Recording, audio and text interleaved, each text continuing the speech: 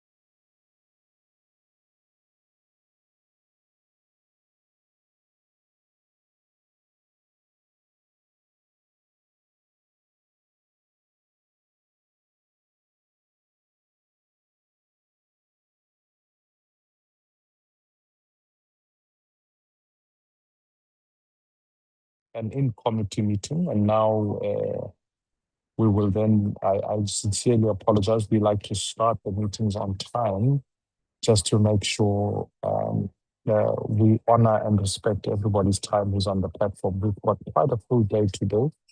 Let me ask that the Secretariat, if you can put up the agenda for today so that we can then proceed on that score.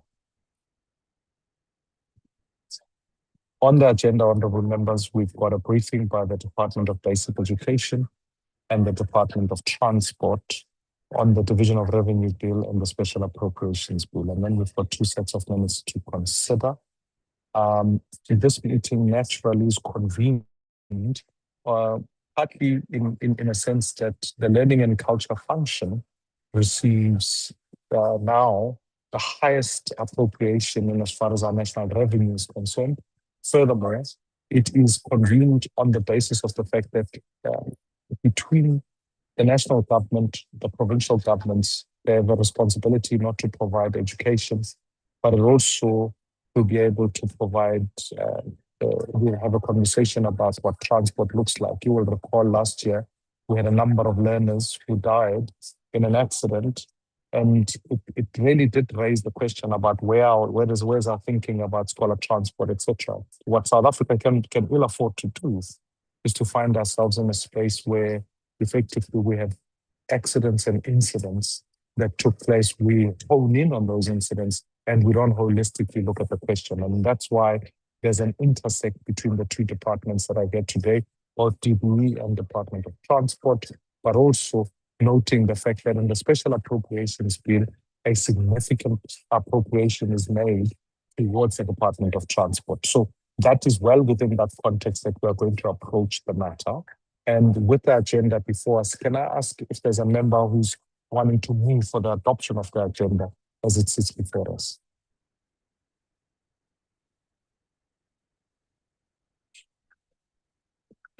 Honorable Wakeling, I'm assuming you are recognized.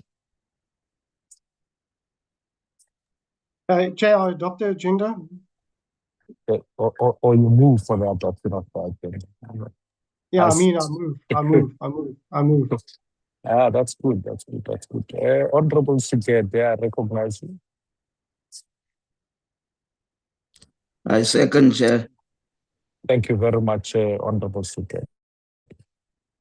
And so, honorable members, with that agenda being duly adopted, let me welcome members who are on this platform. Let me thank you for both the departments for availing yourself to be able to present before the Standing Committee on Appropriations. I think, if I'm not mistaken, it will be the first time we engage the Department of Basic Education. And so I'm really looking forward to our engagement today.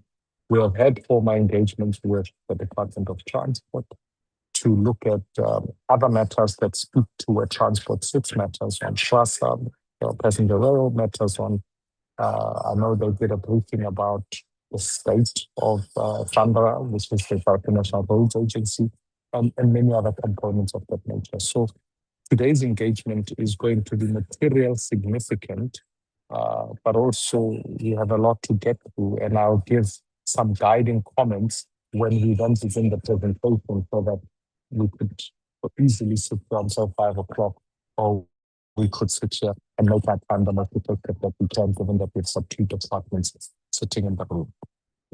Let me now note the one apology I have received is from the Minister of Transport. The Minister of Transport sent an apology to us. Mashile, are there any other apologies that you have received? Thank you so much, Chairman, and good morning once again. The only apology that we received is from the Deputy Minister of Finance, Mr. Honorable Sarupen, who is not able to join us today. Thank you, Chair. Thank you. Are there any other apologies from any political parties that they want to put forward?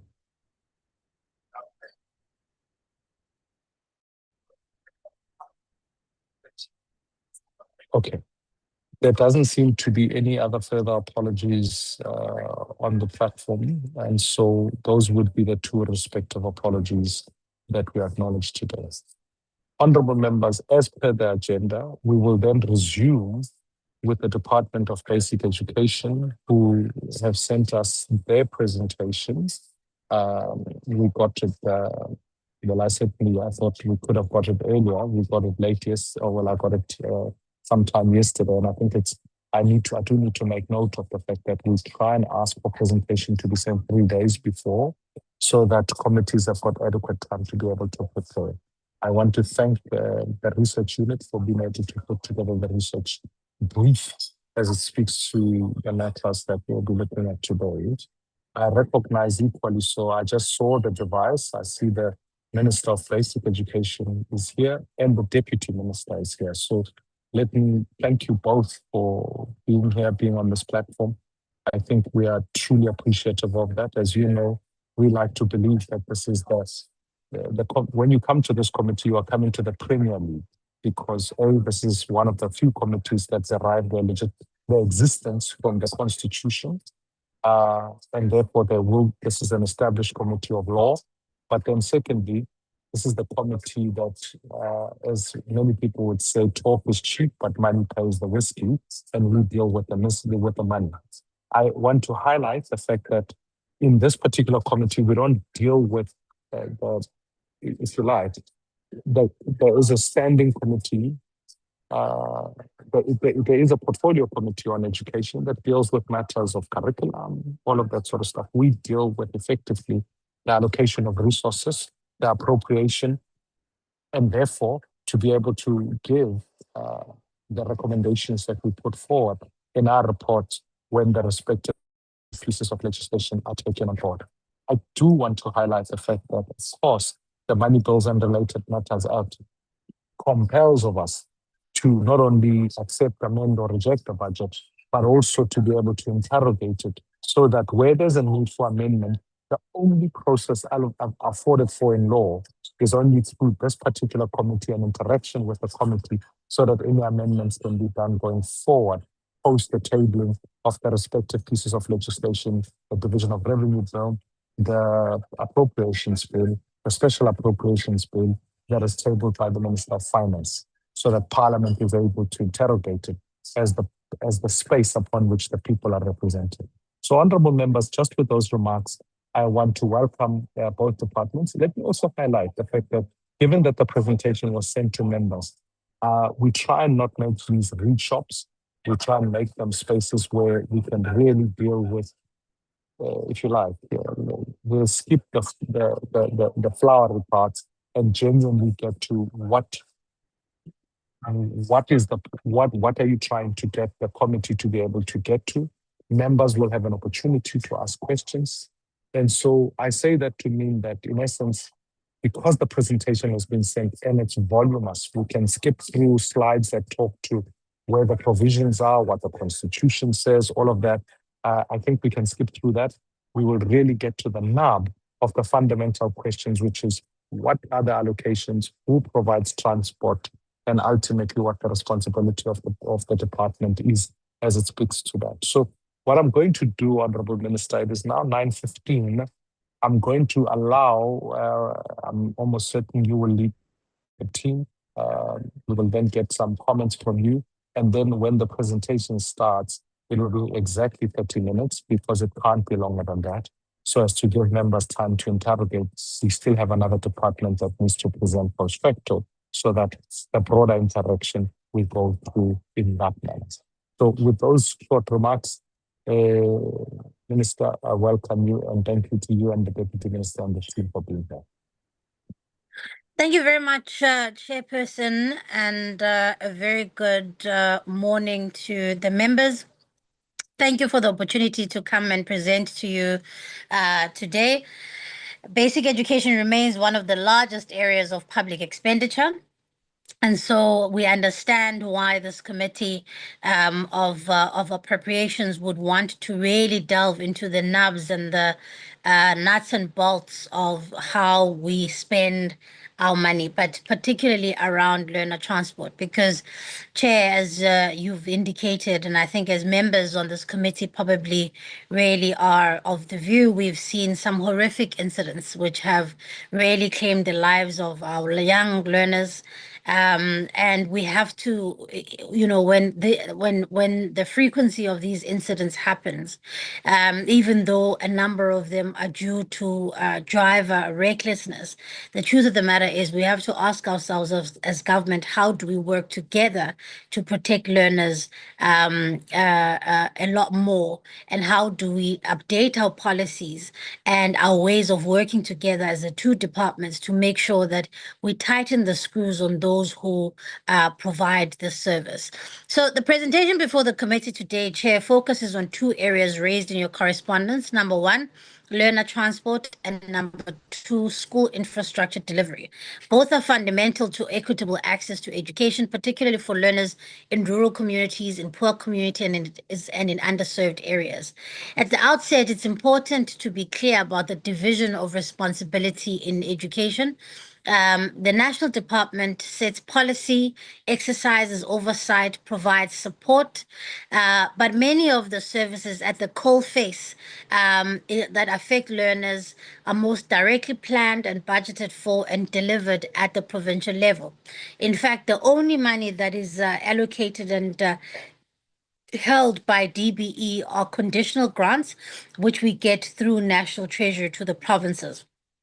A lot of how the provincial departments are funded is through the equitable share in the provinces, and a number of these things, including learner transport, are things that are catered for through equitable share.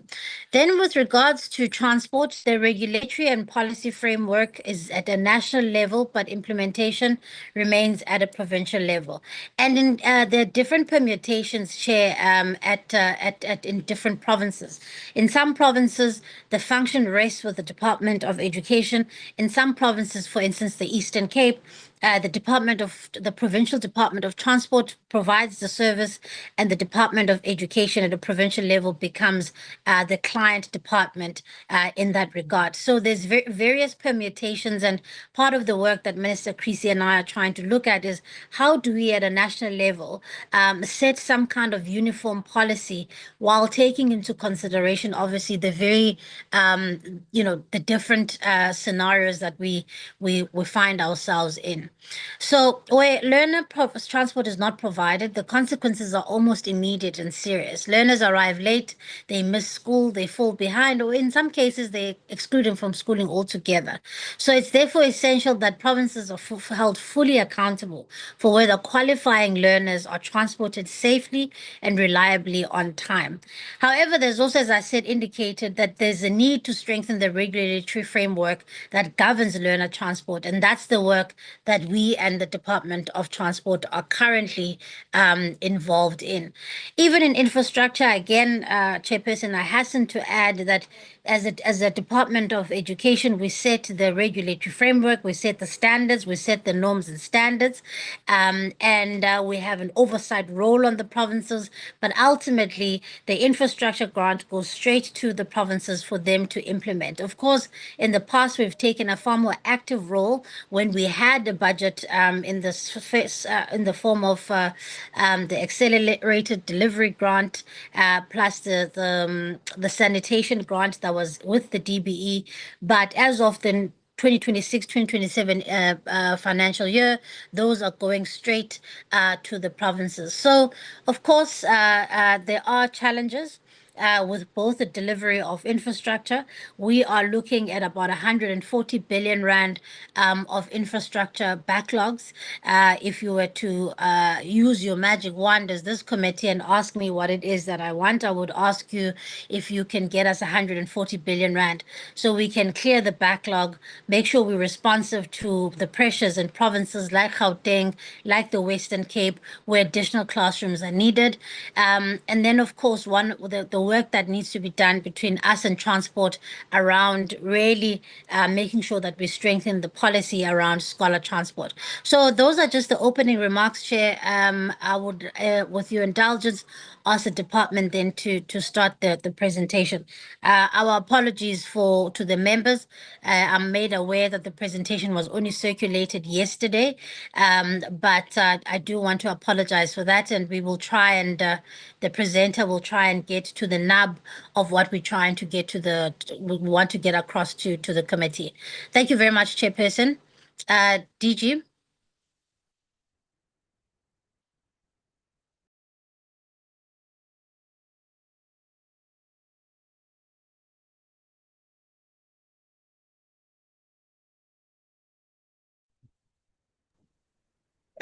Thank you, Minister. I guess I will have to start.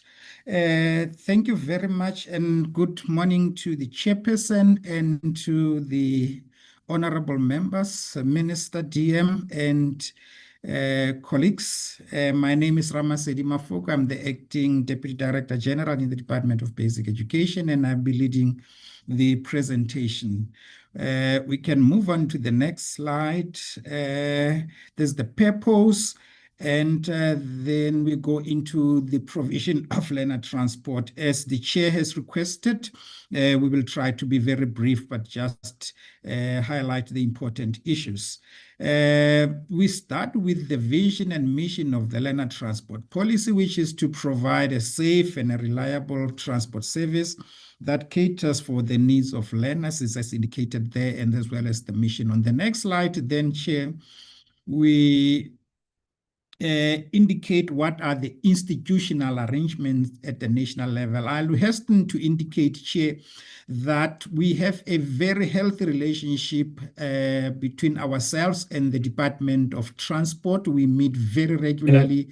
Mr. Ramaphosa, Chair. and I don't want to disrupt you, but I wanted to check with you whether or not it's possible to have your video on. It's really helpful for not only members to be able to put face to voice, but also because much of our work is for public interest, that at least when the people see you in the streets and they don't have schools, at least they know who exactly to throw the stones at, not minutes.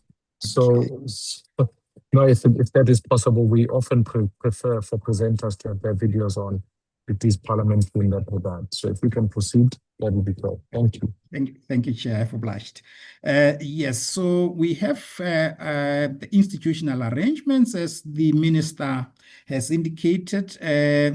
We oversee the implementation of the policies, and our stakeholders include provinces, municipalities, and school governing bodies.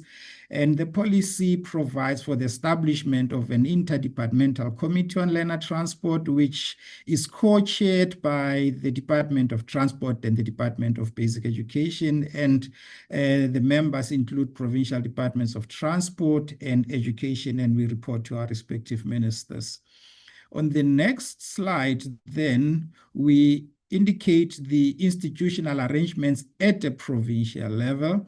The Minister has indicated in 4 provinces, the function is managed by transport, which is in Northwestern Mpumalanga, Eastern Cape, and KwaZulu-Natal. And in the other remaining 5 provinces, the function is managed by education, which is in the Free State, Gauteng, Limpopo, Northern Cape, and in the Western Cape. Then on the next slide, then we talk about roles and responsibilities as requested, but we hasten to indicate that this is an overlapping mandate. And it is governed by the National Learner Transport Policy, and the policy calls for the establishment of the NIDC, and we monitor jointly with the Department of Transport, and we collaborate on numerous policy intervention, being the reviewing of the policy, the development of models, as well as the evaluation of the program itself. On the next slide, 2 slides, then we indicate the responsibilities of the respective departments, in this case, the Department of Basic Education. The learner transport, as we indicate, is a very essential component to the right to the basic education, especially with regards to access. So provincial departments identify learners who qualify for transport, of course, depending where the function is located, and monitors how transport impacts on education outcomes. We monitor the implementation as the DBE, and through the NIDC, we facilitate together with the Department of Transport, the smooth implementation of the function in provinces. The role of the Department of Transport on the next slide is to, by virtue of its constitutional mandate, the DOT is the lead department in this instance, and it leads in terms of policy direction and safety standards, ensuring roadworthiness, driver licenses, traffic law enforcement, and so on. And we are working very closely with the RTMC in this instance, who are partner of our NIDC and provide us with reports on a regular basis in terms of the work that they are doing on the road. The Department of Transport also provides periodic inspection, as well as the issue of developing vehicle specification and lead, as I indicated, in the review of legislation pertaining to learner transport. On the next slide, then, we talk about we thought, Chair, that we should just indicate in the reach in terms of learner transport. And in this instance, we are referring to subsidized learner transport. On the left-hand side of your screen, you'd see that it says needs. Here are learners who qualify for transport. We have about 886,000 learners who qualify for transport in 5,734 schools. These are in ordinary schools. The next slide will provide information on schools for learners with special needs. And provinces have targeted about 673,000 learners to be provided with transport. Now, right away, you'd see that we are not transporting all learners that qualify to be transported. And if you go into the middle, you see that in the third quarter, we have transported about 730,000 in 4,514 schools. So in terms of the target, if you look at on your right-hand side, there are 2 extreme columns. The percentage of learners against the target, it means that for learners that we have targeted, provinces have targeted, they have exceeded the target by 9%. However, as against the learners that qualify for learner transport, only 82% were transported to date. So we still have a shortfall of learners that are not transported because of shortage of funding. And on the next slide, we talk about learners in schools. For learners with special needs, 70,000 learners qualify in 332 schools, but only 66,509 learners are targeted. And as at the end of the third quarter, 65,845 were transported, meaning that we also, in terms of learners that were targeted by provinces, not all of them were transported, but it goes even worse in terms of learners against the need. 93% of learners with special needs were transported as against the need. Now we go on to, in terms of, to the next slide, we talk about the current interventions. In terms of current interventions, we have a Scholar Transport Technical Committee to develop intervention to address safety concern affecting scholar transport operations in the country. Chair, I need to highlight the fact that our biggest challenge, and this is what we picked up quite some time ago, and it's part of our review of the learner transport policy, is that our biggest challenge is in what we refer to as privately arranged transport or unsubsidized transport, where Chair, and you have mentioned, Chair, in your remarks that we've had some accidents and so on, and those the majority of those, if not all, are in that particular area where parents organize their own transport and get somebody from the community with a kumbi or something and transport their learners to their school of choice. And that is where we have quite a number of incidents happening there. And the Department of Transport is leading that process in this technical committee to regulate that particular area.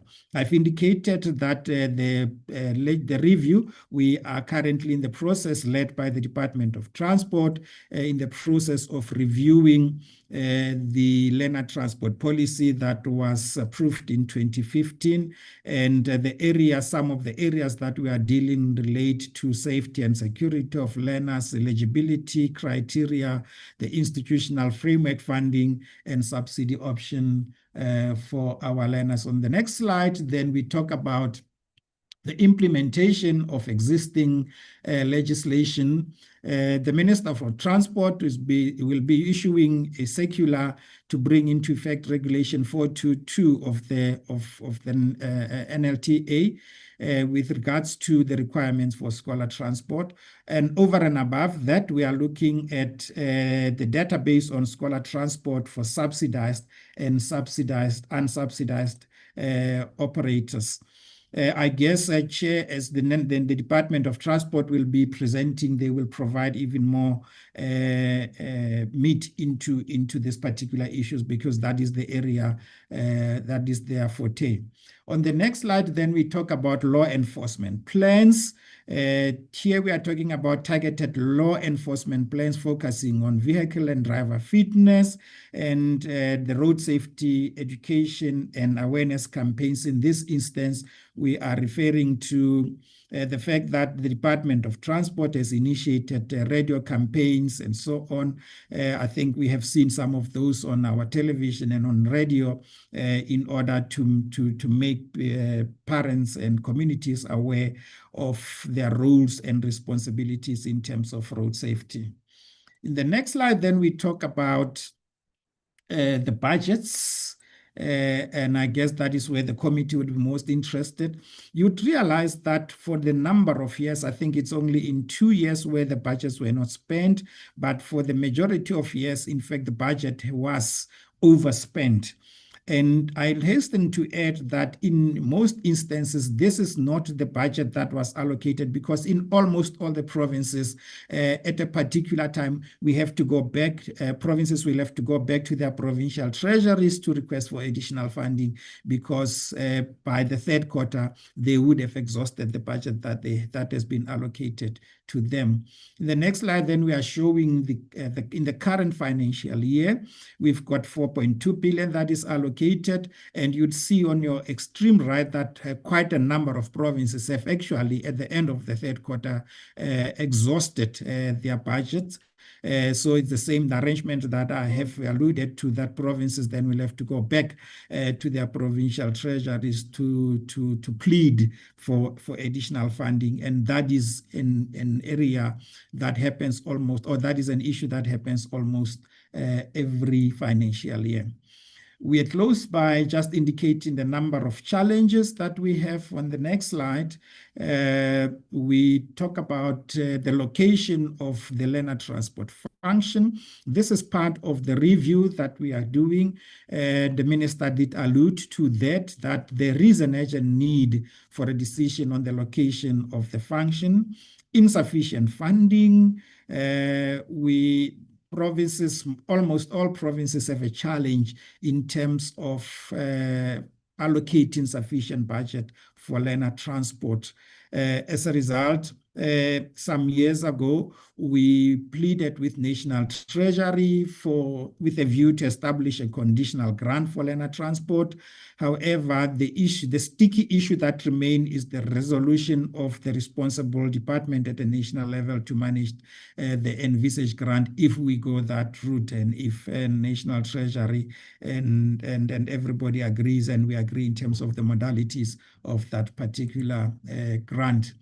The other challenges that we deal with in terms of learner transport is the rationalization of schools. And on the next slide, The rationalization of schools is where schools that do not have sufficient learners are closed and moved to other schools, and that has an effect of increasing the demand of transport and results in increasing cost and inability to provide for full coverage because that process happens during the course of the year. In most instances, you'd find that provinces have not budgeted for such eventualities. I have spoken about the issue of non-government learner transport, the issues of incidents, road condition. We are liaising with government departments and our municipalities, especially your access roads are municipal roads where we have a challenge with inaccessible with roads that make access to schools quite difficult, and also during the course in transit on transporting our learners. Inefficiencies in the provision of the program, the transport to learners of choice, mainstreaming with learners with disabilities. We need to align the land transport programs with the infrastructure programs to reduce the number of learners that are being transported. And also we need to finalize the MOA between ourselves and the Department of Transport in order to formally ensure that our working relationship is in a formal way. So, Chair, that is our presentation in terms of learner transport.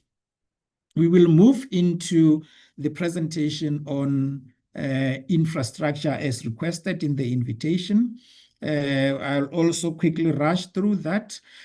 Chair, just to indicate to the committee and members, we have 3 programs through which we provide learner transport. That is the Provincial Infrastructure Program.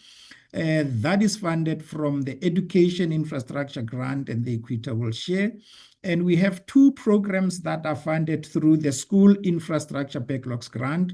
That is the ASIDI, Accelerated School Infrastructure Delivery Initiative, as well as the Sanitation Appropriate for Education, which is SAFE, which focuses mainly on the eradicating pit latrines. These 2 programs, ASIDI and SAFE, by implication, the School Infrastructure Backlogs Grant are coming to an end, as the Minister indicated, on the 31st of March. From the 1st of April, all planning and implementation of infrastructure will happen in provinces. So only the Provincial Infrastructure Program will exist, and the Department of Basic Education will revert to its original mandate, which is to develop policy and monitor the implementation in provinces. Now, on the next slide, we indicate that we are requested to provide progress on the implementation of the School Infrastructure Backlogs Grant, Chair. The table here just indicates what we have delivered in terms of the grant. First of all, in terms of inappropriate structures, these were schools that were identified at the beginning that were built out of mud and other inappropriate material. 331 schools have been completed on this program. In terms of providing schools with supply of water, 1,336 schools were allocated and 1,336 were completed. In terms of sanitation, 1,088, and we delivered that number. In terms of electricity supply, 342 identified, and that number has been delivered as well. We also identified 7 schools where we assisted provinces in terms of alleviating overcrowding, and 6 of those schools have been completed. We are left with 1 school in the Northern Cape, Anderson Primary School, which is almost complete at about 75%. We are targeting, or the implementing agent has committed to us that this project would reach practical completion before the end of the financial year. Just to explain, Chair, why the school is lagging behind is that towards the end of last year, unfortunately, the contractor passed on, and the family could not take the project further, and we had to get a replacement contractor, which took a bit of time as well. But we finally managed to appoint a replacement contractor who took over that project, and that is why this project is lagging behind. But as I indicated, it will be completed before the 31st of March. In terms of the SAFE project on the next slide, we also have we had identified 3,372 projects or schools. 3,320 have been completed. We are left with about 44 that are still at implementation. And I have also to provide a bit of context here that when we started with the SAFE program, there are donors that came through and promised or committed to assist the department in dealing with the backlog that we have. Unfortunately, some of those donors could not follow through with their commitments, and we decided to take over those projects, and these are the projects that are remaining. The 44, we are targeting to complete them. As you can see, the different stages where they are, we will be completing them before the end of the financial year and handing them over to the respective provinces. Only 3 provinces are remaining. In fact, 2 provinces are remaining, which is KZN. The 44 schools are in KZN and in the Eastern Cape. On the next slide, we are just showing pictures of some of the projects that we are talking about. And on the next 3 or 4 slides, which are requested to run through quickly, we are showing our backlog and state of provision in terms of the different issues in terms of water. All our schools have water, and this is indicating how the different types of water provision. Electricity, all our schools have got electricity. On the next slide, we are talking about fencing. All the schools have different types of fencing. On the next slide, then we talk about classrooms or libraries and laboratories. This is an area where we still need to do a bit of work. On your extreme right, you'll see that we still about 32% of our schools have got laboratories, 57% of our schools have libraries, and 49% of our schools have got computer centers. In terms of your libraries, the figure does not include your cluster libraries, your classroom libraries, your community libraries, digital and mobile libraries. We are in the process of collating that information that would increase the access, because especially in your primary school schools, for instance, you've got your classroom libraries. In your rural areas, deep rural areas, we've got mobile libraries, and with the digital age, learners have got access to digital libraries and so on. As well as laboratories, the figures also does not include schools that have access to mobile laboratories. The last but one slide talks to classrooms. Sports facilities share, and these are the different types of sports facilities that we have in schools. The last but one slide talks to classrooms. I just want to request us to spend a minute on this slide. On the second column, Chair, where we are indicating the number of schools, and the second column shows the number of classrooms available. This is 379,521,000 classrooms that are available across the country, and we've got the number of learners on the next column.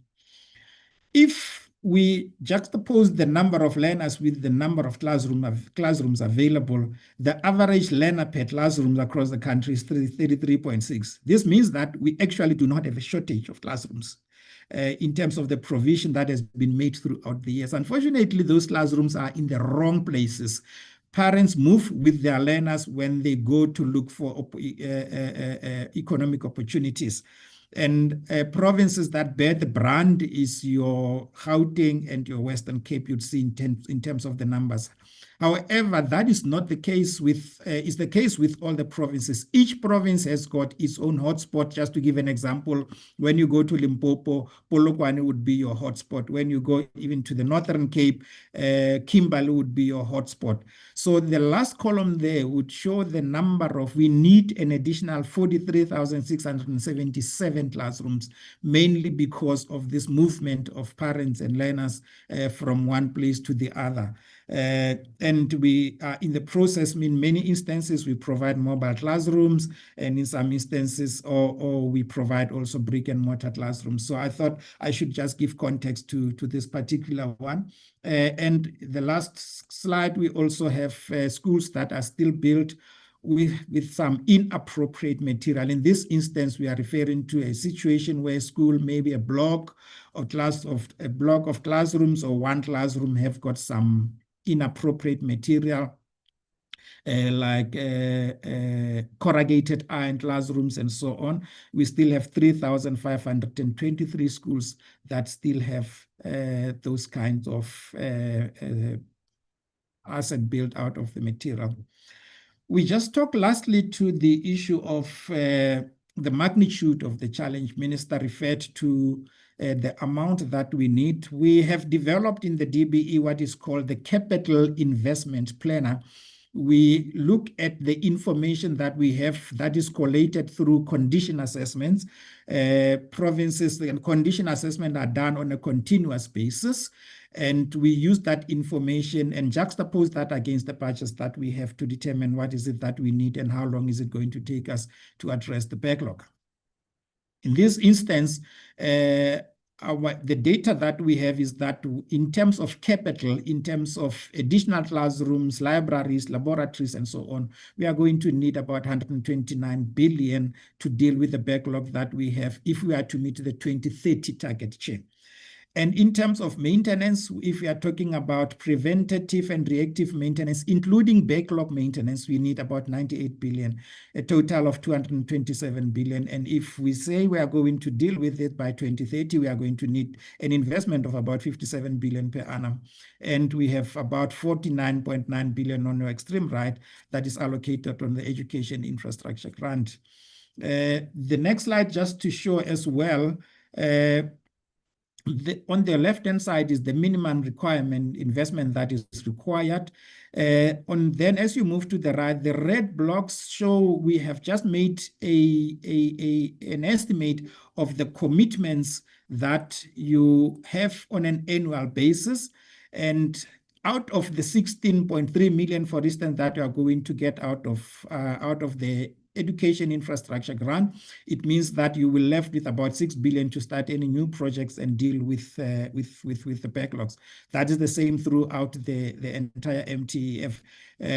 So we are looking at, we have been talking to provinces for many years to increase their contribution to the equitable share. We have made submissions to the budget facility for infrastructure. We are looking at donors and partners. We are working with Infrastructure South Africa to look at alternative funding mechanisms to assist in terms of dealing with these particular challenges that we have, Chair. Then we conclude by also showing in terms of the education infrastructure grant on the next slide in the current financial year. Currently, we are at 87%. I was given today that we are at 90%, the latest figure in terms of expenditure. And you see that some provinces are almost close to spending their entire budget. But as the minister indicated, we are hard on our provinces to ensure that they spend their budget. While we have this huge shortfall, we have to make sure that we spend all our budget as allocated. And the next slide just shows the allocation for the next MTEF. Chair, the last item, we were requested also to address one school that the committee visited in the Eastern Cape, and just to give feedback to the province as to what is the progress with regards to that. We've got colleagues from the Eastern Cape in the platform, and when questions arise, then they will be in a position to respond. But we can move quickly to through the slide such that we indicate to the committee what progress has been made. The school Ndema is in the Chris Hani district and with an enrollment of 343 with 7 classrooms. And the Kucha Development Corporation has been appointed as the implementing agent to provide fencing, and the provision of water tanks was completed. On the next slide then, this is the school profile. As I indicated, 343 is the enrollment. We can move on to the next slide. On the next slide then, we have indicated that two 5 kiloliter water tanks were provided. This project was completed on the 5th of December. And on the next slide, then we show in terms of sanitation, the school has got appropriate VIP ablutions that are in good condition, and the norms and standard allocation, if you go down to maintenance, the school receives about 45,958 in terms of funding for maintenance. Remember, this is based on the number of learners that the school has, and below there, that is the allocation in terms of existing ablutions on site at the school.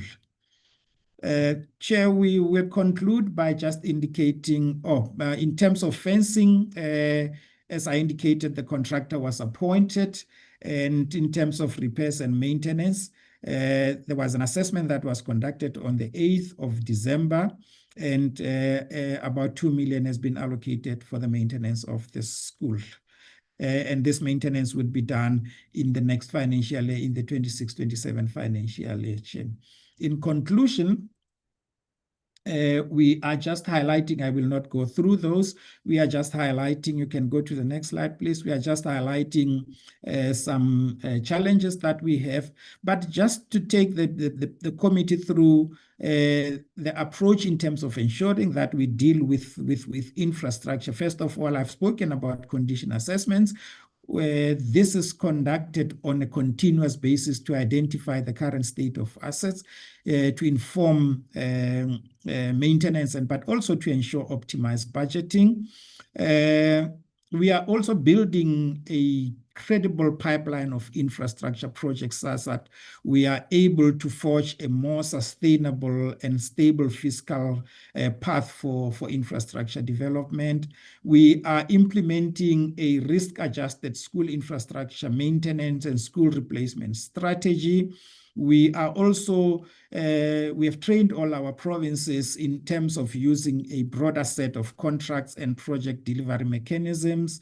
We are also working in terms of a diversified implementation strategy.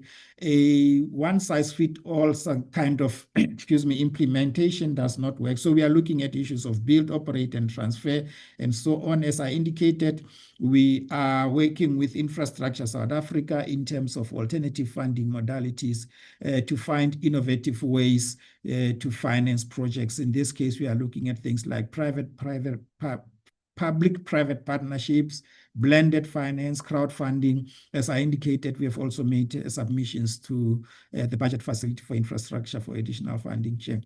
That is the presentation, Chair. Yeah, thank you very much. I will stop there. Thank you so much to the Department of Education, and thank you for that presentation and sticking to time. So I appreciate that. What I'm going to do is allow for the Department of Transport to go immediately this way, because there's some concurrent information between the two presentations, so that we don't repeat the questions department by department. So let me at this point allow for the Department of Transport to then be able to go through their presentation. I am unclear, given that the Minister of Transport Center, apology, who will be leading the team. I am not sure, in the title of the slides, it was sent by the Minister, the presenter was going to be the Minister of Transport. So I'm not sure whether Deputy Minister is on the platform, or is it just the DG today. I didn't get any apology from the DM, if that's the case. but also again reflect quite. We also got this presentation quite late, and I think it is to the committee an unacceptable position. We try and keep them 3 days before so that again members can prepare. So I don't know if anyone from the minister or deputy minister is there. If not, I will hand over to who's leading the team in the Department of Transport.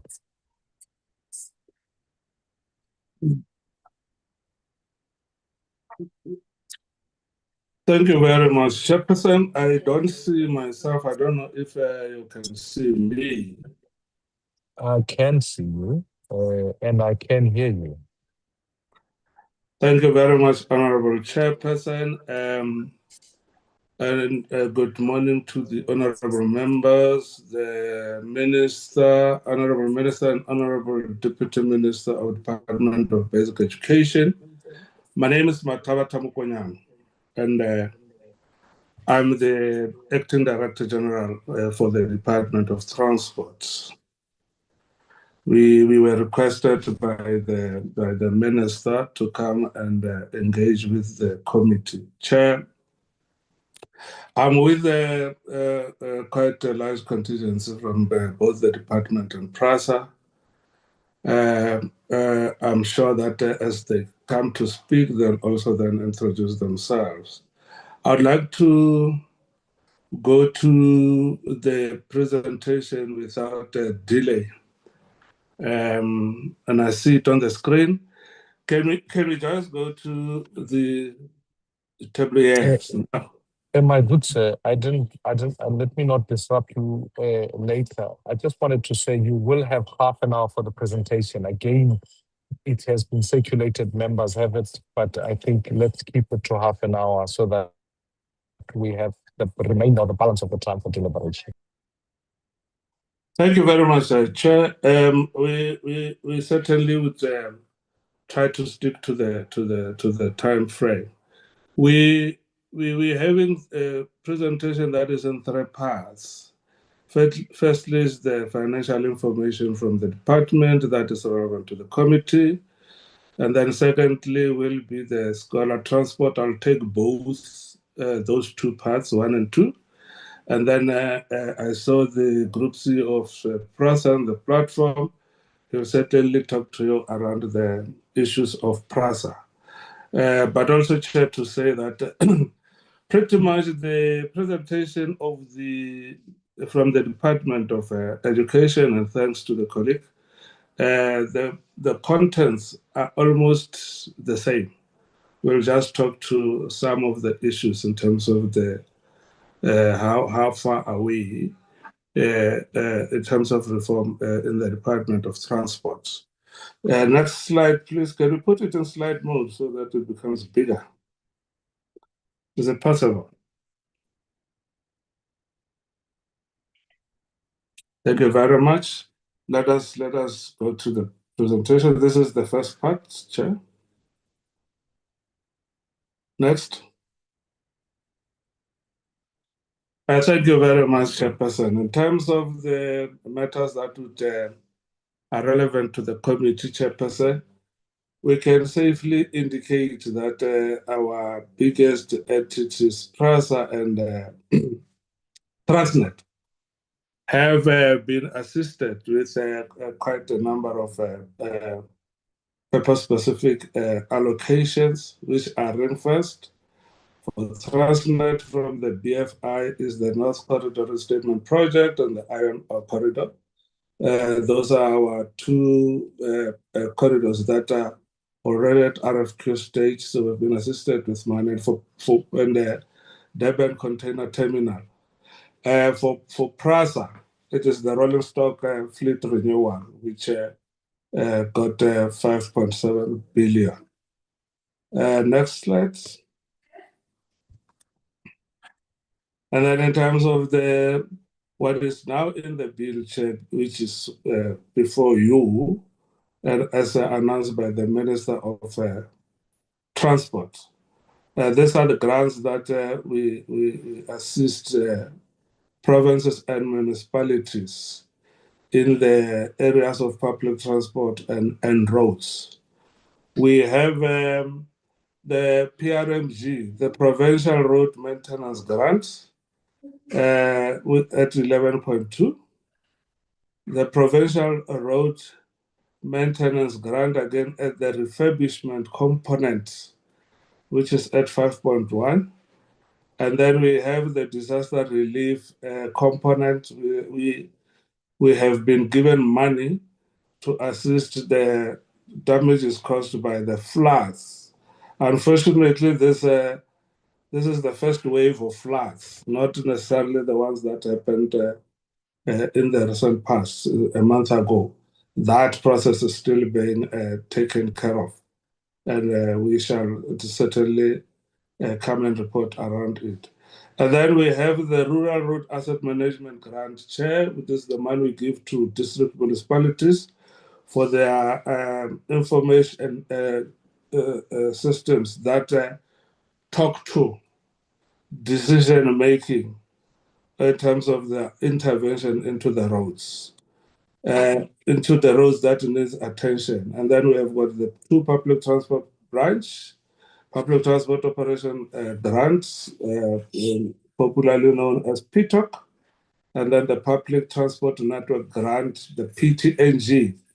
This, the last one, is the grant that has been one down, chairperson, meaning therefore that we might have something else in its place in the next cycle.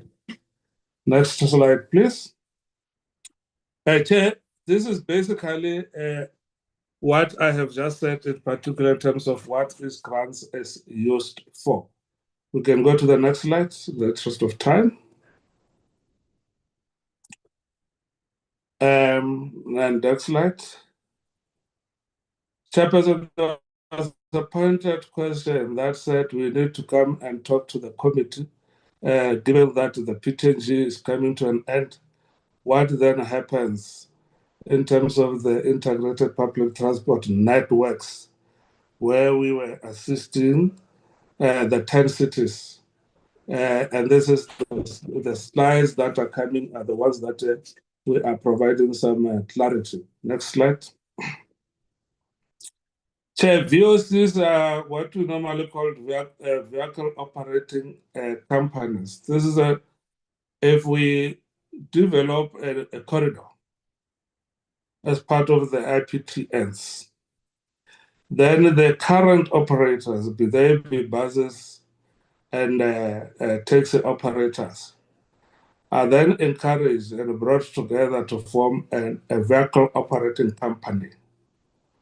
Meaning they own a share of the company that would then do operations, buses, security, other related issues on the specific corridor. And this affects only those operators, in this instance, the taxis that are operating in that corridor. So we don't go and get other people who are not part of this the corridor that we are being introducing the IPTNs.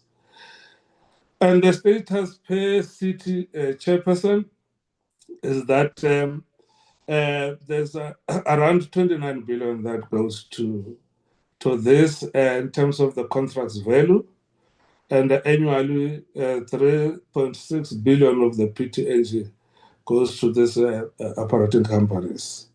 Next slide.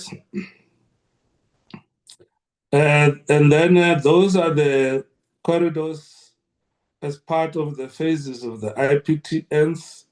Chairperson, I will not go into this. It's safe to say those are the contracts that we have. Those are the contracts that we have that are in place. Something went wrong in my presentation, Chairperson. Thank you very much. I don't see the slides anymore. They decided to disappear from me. We still can see them if that helps, but I can understand that you would need to see them also if you want to keep them. Yes. Certainly, Chairperson, that is what I'm trying to do. I don't know what I pressed, but I pressed something that makes me not to see the slides. I will try and soldier on, Chairperson. I was trying to indicate those vehicle operating companies per city. You have a number of them running in the city of Cape Town. You have the ones that are running in Joburg, Mangaung, Chairperson.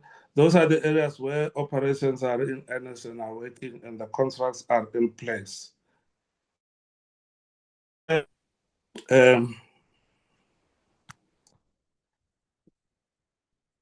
I'm trying to get the presentation on another gadget, and I'll get it now too.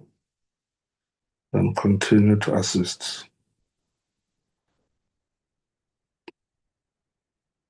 Because somebody decided to. Okay, Chairperson, I will use the gadget, my gadget, Chair, and continue presenting. Chairperson, the next Mr. Matamata, slide. this is a generational issue, and I can understand. I will allow you to proceed.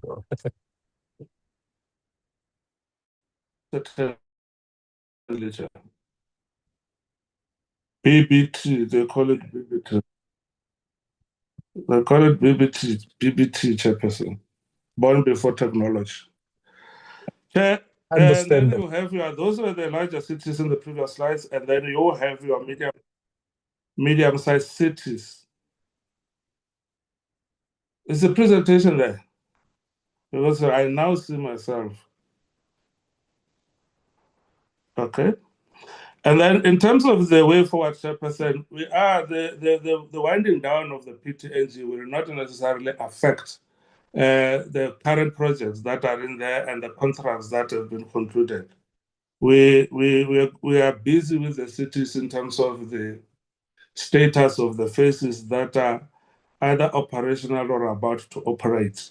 And we therefore are going to honor those instances, those particular contracts. So no city will be left stranded, Chairperson. The only thing is that we are changing course in terms of how we intervene on matters public transport, because BRTs are not for everyone, Chairperson. Next slide. I think the next slide is going to be learner transport. If we are there, Chairperson. Chair, the majority of the issues have been touched by basic education, and I will run very quickly, more especially in terms of some of the challenges and some of the issues that you spoke about, Chair. Can we go to slide number 8, institutional arrangements, Chairperson?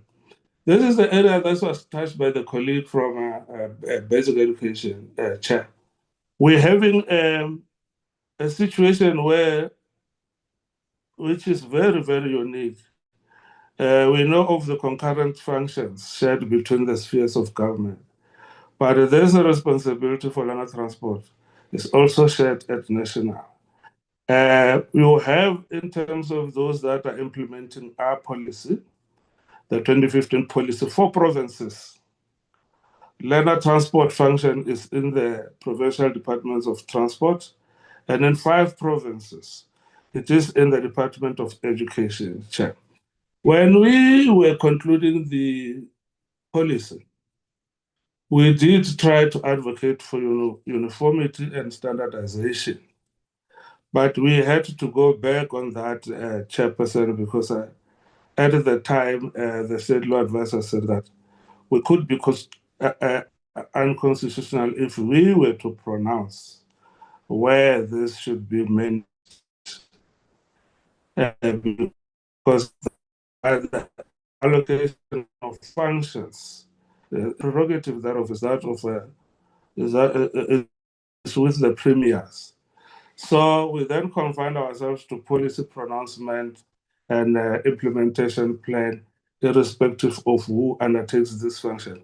But like the colleague has said, going forward, and more especially to deal with this issue of funding, you really want uniformity, because if the funding for scholar transport were to happen through division of revenue,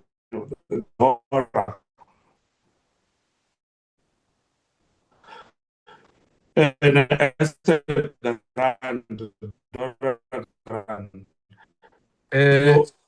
are going Sorry, honorable members, am I the only one who's losing Mr. Matabata? have one and going into We are provinces. losing him. We are losing him, Chair.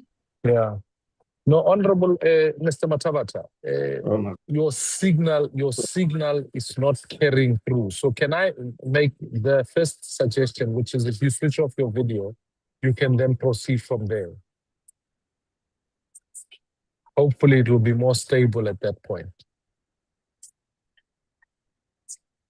You can then proceed, Mr. I Matabata. have switched off. No, the signal is losing us. I have switched off the video, Chairperson. I hope it is better. Much better. You can proceed, yeah? Okay.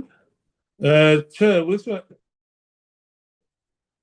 Okay, I was going with indulgence. Can I ask my colleague to proceed, but I will proceed nevertheless, if it is better now, Chairperson. I was looking to institutional arrangements, Chair.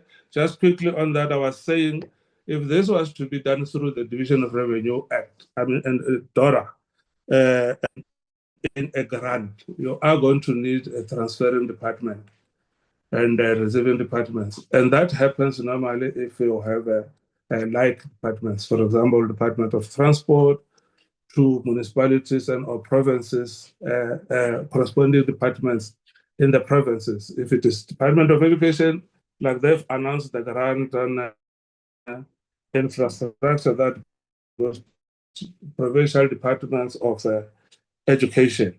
Chair, the next slide, which is slide number, the mandate of the Department of Transport. No, Mr. Matabata, I must apologize. We are really struggling to hear you. I don't know if another colleague from the Department of Transport can then proceed from here, but it is really a struggle at this point.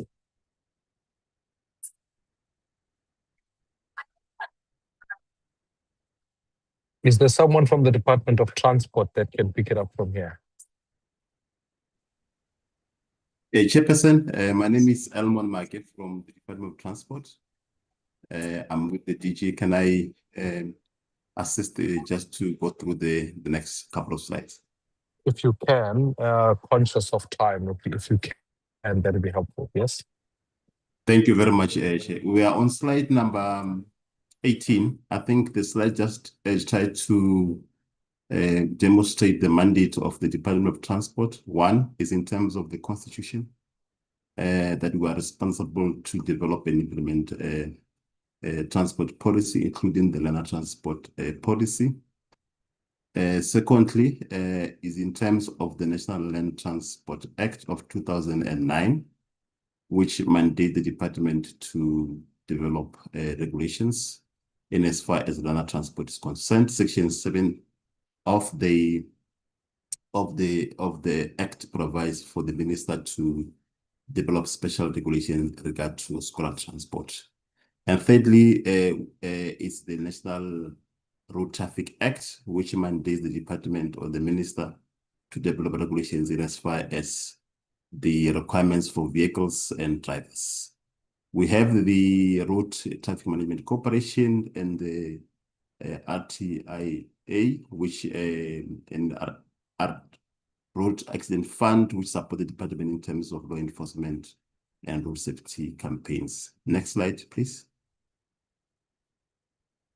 I think some of the issues that Mr. Mafoko has already touched on, Chair, I wasn't able to go through those, but just one issue is on the review of the legislative environment. One of the issues that we want to do just to support the issues around road safety is the review and the repealing of Regulation 231, which outlines the issues how learners are counted, so that we can able to ensure that learners are seated and they have their safety belts on going forward.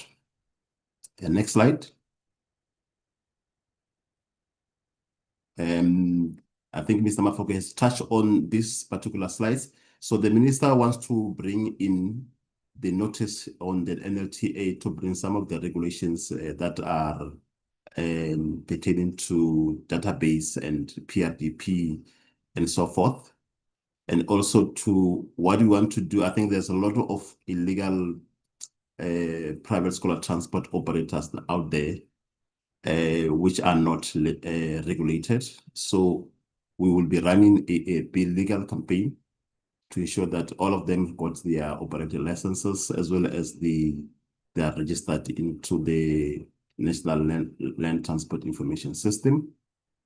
There is ongoing operations in terms of law enforcement, which is coordinated by RTMC across the country, and also in terms of road safety awareness campaigns. Next slide, please. I think the funding issue, I think Mr. Mafoko has already alluded to. We have done some work in as far as funding requirement is concerned, in terms of what is required to fully implement the National Land Transport policy going forward. It's a matter that we need to take it to Treasury, but also to resolve the issues around the location of the land transport function. Next slide. Thank you very much, Chairperson. That's all from land transport.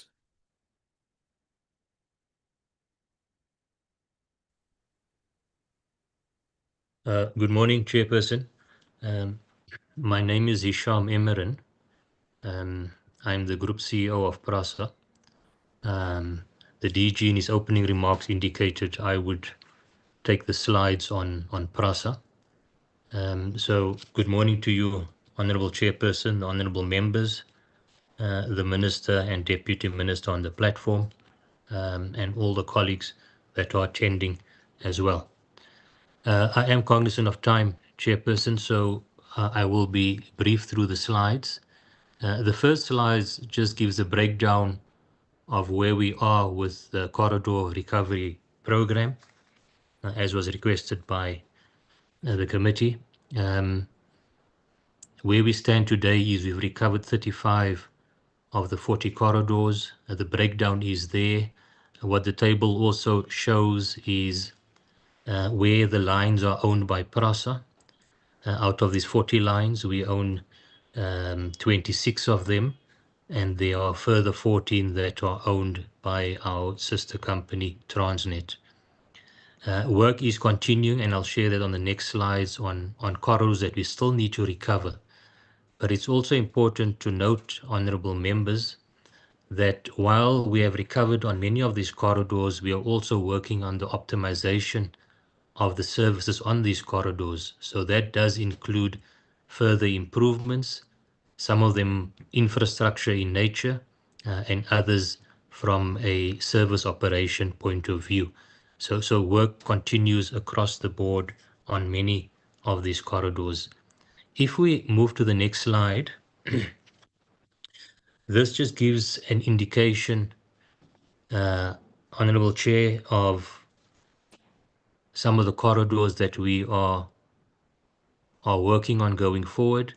I will focus on sort of the second column of the slide, where it shows that during the last financial year, we had recovered, particularly on the central line in the Western Cape, the line through to Chris Hani, that's the Kailicha line.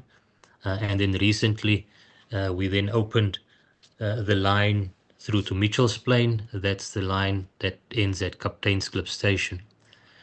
So we are offering services now on the entire central line, but ongoing work to improve the optimization of the corridor still continues. If one looks at the MTF going forward, MTF period, you can see there's a breakdown of the sections that we would be focusing on. particularly in the 26-27 financial year. And this is also based on our funding allocations, funding availability. That work is being focused on the Midway down to Lens section, that's on the Soweto line in Gauteng, that we would like to open up early in the 26-27 financial year. And then also during the next financial year, open the line down to Vereniging. This is via Elsburg, the Union line. That is a Transnet owned line that will be targeting for the next financial year.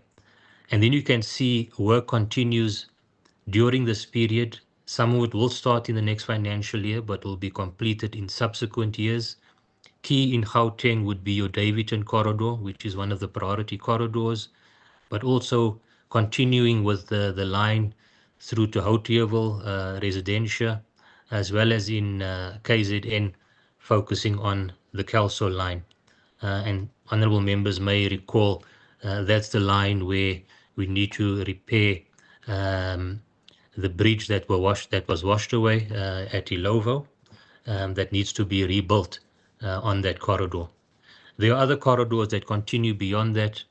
Key also amongst that is looking at opening the lines through to Nazareth as well, the stadium, and key in KZN is to open the Effingham line, which is quite one of our high volume lines in KwaZulu-Natal. So this is the breakdown of work that continues, an indication of some of the time frames, time periods that we are targeting for the recovery of these corridors.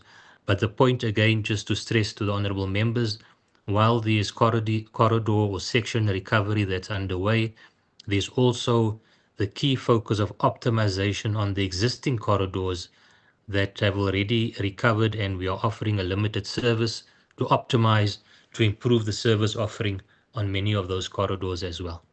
If we move to the next slide, please. This just confirms on this next slide the sections that we did recover. I've mentioned those on the central line and the sections that we are focusing on, particularly in the 26-27 financial year, being Midway to Lens, as well as the section down to Vereniging via the Union Station. If we move to the next slide, the second item that the committee wanted some feedback on, and this is one of the priority key projects within PRASA, relates to signalling.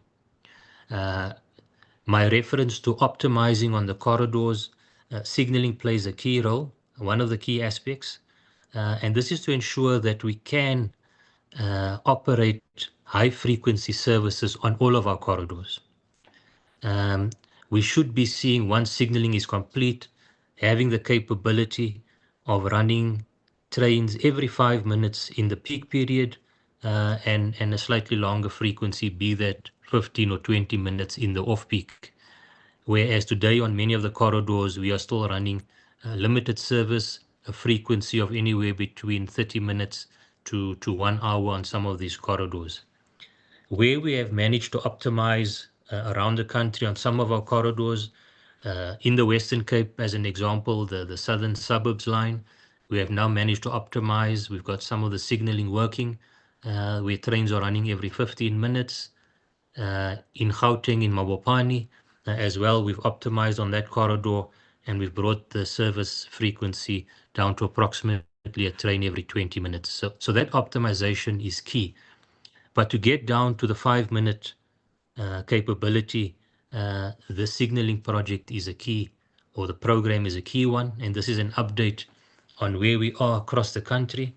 In terms of KZN, where the contractor is on the ground, we see that we are 26% in terms of progress, and that is in line with where we should be at this point in terms of being at 25%. So we are on target with the rollout in KZN, with the first section, the Crossmoor line, being targeted in May 2026. So that is some of the key things that we are dealing with in KZN. It will look at the full network being resignaled. In addition to the signaling, we also rolling out the National Digital Radio Network to ensure we've got the telecommunications in place. And here also pretty much in line with where we are from a delivery schedule. We're about just under a third of the way through on the project to ensure that we've got the telecommunication systems in place to ensure we do have the necessary communication systems. Now, when we look at signaling at the rest of the country, Gauteng, we are at quite an advanced stage in terms of contract negotiations and also looking at moving towards closing out on the contract before any work begins. Part of this process, as requested and required by the Minister, is also an audit that on this process before any work is undertaken, and that is being accelerated and currently being undertaken, and we will be able, through the Minister's office, to communicate on that aspect fairly soon. When we look at the Western Cape, here the strategy of moving with a single source procurement is underway. We would be entering into the negotiations with the OEM, the original equipment manufacturer, very soon in terms of finalizing that contract to restore the signaling in the Western Cape. Some of the other key aspects in the signaling includes electronic authorization. This is to ensure that we move away from what is predominant across much of the network, where trains are manually authorized at this point. That does bring in its own challenges, human error and so forth. And therefore this EAS program is quite a critical one that we are also reviewing and looking at moving with in the near future. Bringing on board advisors within the space of signaling, this one in terms of KZN is quite advanced in terms of getting that capacity on board to assist the internal teams in terms of the rollout of the program in KZN. Honorable Chair, if we move on to the third item that was requested by the committee, was around the rolling stock and to look at the value of money in the allocation. If we look at the next slide, the key interventions or programs that sit within the rolling stock space, I just want to put this up front so that I think it's understood. There are two key programs that are rolled out. On the left is the General Overhaul Program. This program focuses on what we term the existing or the old fleet. You may recall the yellow and grey trains as we refer to it. This is the overhaul of those trains, which does provide additional lifespan to those trains. A general overhaul is meant to be undertaken on a train every 12 years. Currently, we have these trains in service on a limited basis. They are still running in the Eastern Cape, in particular, in East London and Gqeberha.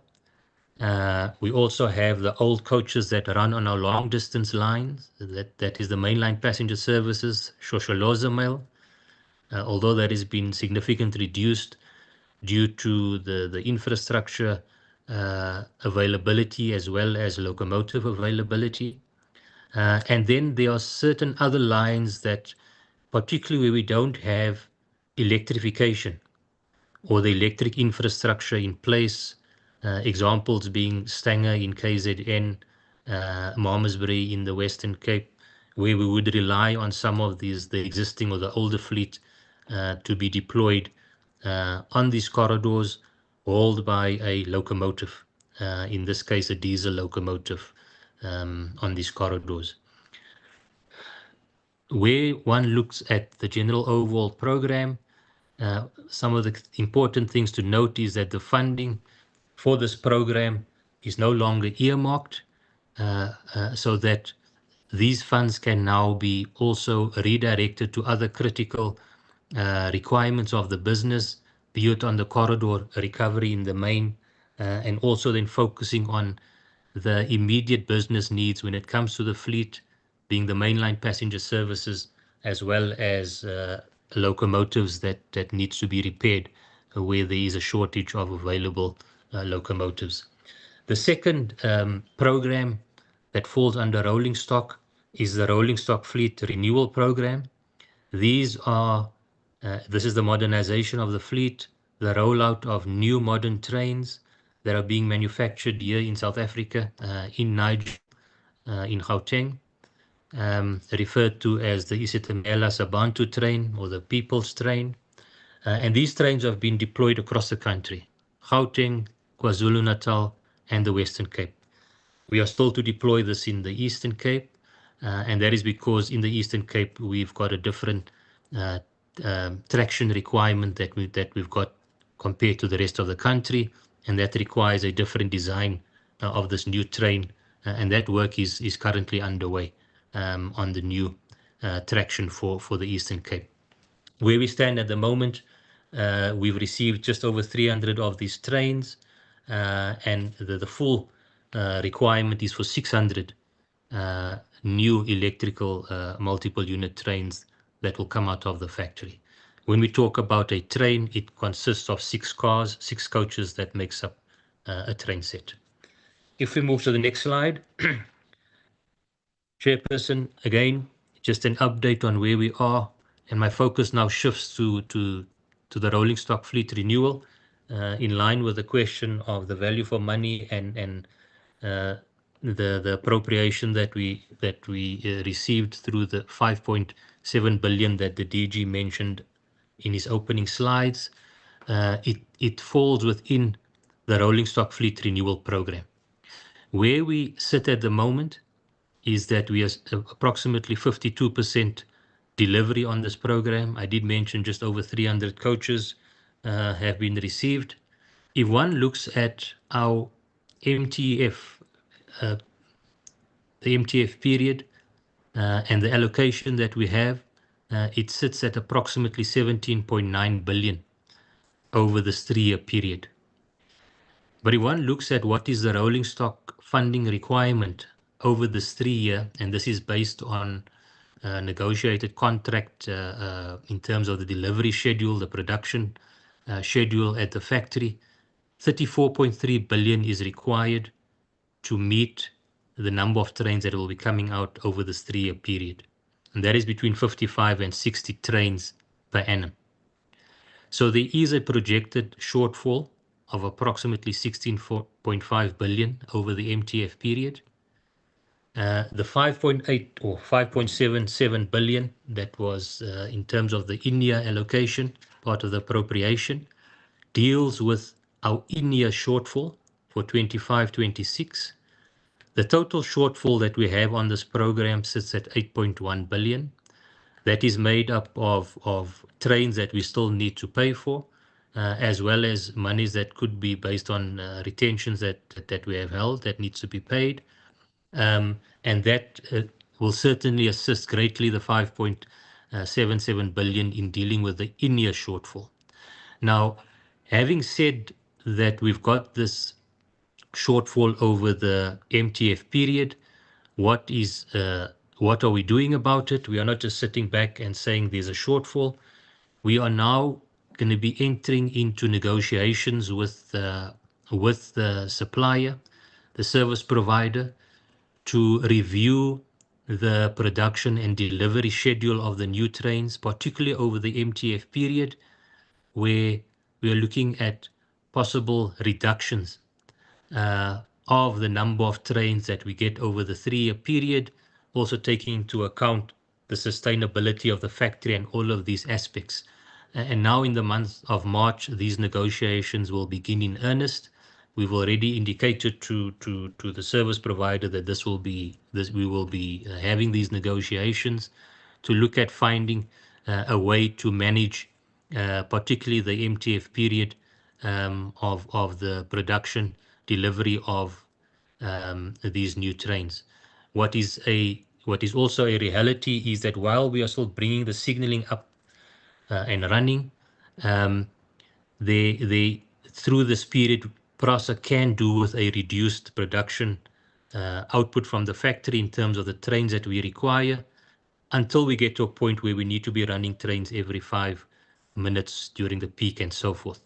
So that is one of the key things that will commence in the month of March.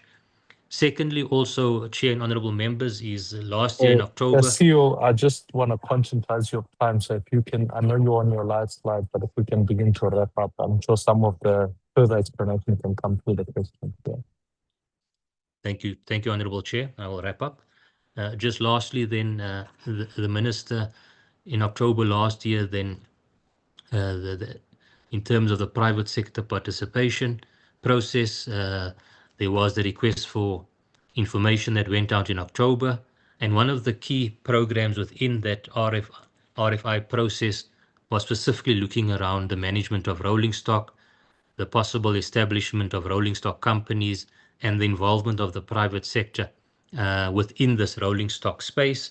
And that is one of the key areas also to look at for the sustainability of this factory, not only in terms of the 600 trains, but even the future beyond that, is to look at the involvement of the private sector and funding mechanisms to assist with the sustainability going forward. And I think there's been some good progress on that, Honourable Chair and members, where I think the Minister, through Q1 or very early therein, would then be releasing some information that as an outcome from the RFI process, and we look forward then to having those discussions around the rolling stock companies going forward. The table there below, Honourable Chair, just a breakdown of the figures that I mentioned in the bullet points above. I will leave it there, Honourable Chair. Thank you very much. Thank you to the Department of Transport for that presentation. We have two sets of presentations that have gone before us, and so now what I will do is recognize honourable members. Honourable members, at the risk of, I don't want to suppress anybody, but I want to make sure that members are clear. If we can try and keep our questions to about 5 minutes, this way we can accommodate as much as we can in the time that is allocated. We will, just as we recognize members, we can just go through your questions succinctly, because the issues are covered across two departments. Please be specific as to which department you want to respond, and furthermore, the nature of your question. I recognize Honourable Kamede, Honourable Wakeman, then Bateman, Konton, Uli, and I think that might be Honourable Kalega Mazibubu. There is Honourable Kamede. Your device is the only one that's not muted, so I'm not sure if there's another device on the platform that's not muted. But on that order, let's go. Honourable Kamede, you can go. Thank you, Chairperson. Can you hear me, Chairperson? I can hear you, but there's background noise to wherever you are. When you unmute, it's in simulcast. Let me check. Can you hear anything? Unless you have another meeting elsewhere, you can proceed, Honourable Kamede. Okay. Thank you very much, Chairperson. Let me just quickly go to. Let me start with the basic education, Chairperson. On the basic education, I'll just simply go straight to the questions. Let me let me reflect on the first one. Okay, considering that KwaZulu-Natal is currently on reaching 39% of its identified learner transport need, transporting 76,598 out of 196,461 learners. What immediate provincial level interventions are planned to prevent this gap from further eroding the constitutional right to basic education? The last one to basic education. Since the migration of the learner transport function between departments of education and transport has historically played accountability, what is the specific timeline for the National Treasurer to finalize a dedicated conditional grant to resolve these funding and oversight inefficiencies. Chairperson, let me quickly go to, this will be the last one. Let me quickly go to Department of Transport. Just a second, Chairperson. Okay. Chairperson, I just lost my. Okay, Chairperson, let me stop there for now. I'll come back at a later stage. Thank you very much. Thank you, Honorable Kalede. Honorable Wakefield. Thank you, Chair. Thank you to the presenters.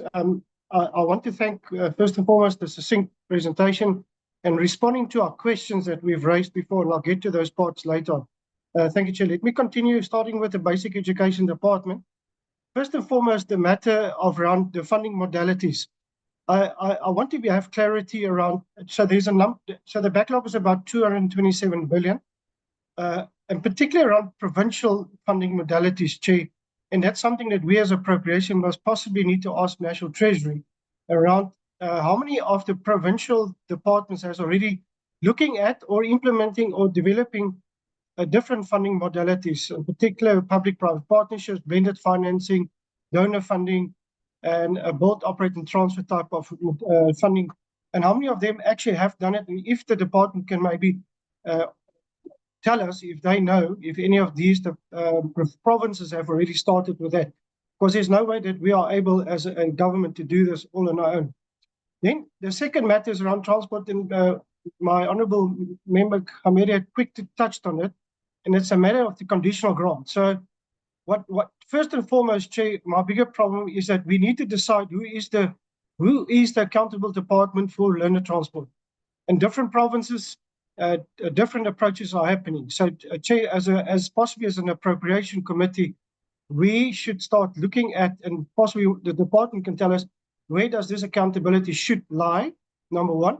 And if so, then this grant should become conditional and committed, very specific, basically ring-fence these budgets just for transport. Because what we've seen, for instance, in KwaZulu-Natal, 31%, and in other provinces is 95 to 100% are allocated to transportation.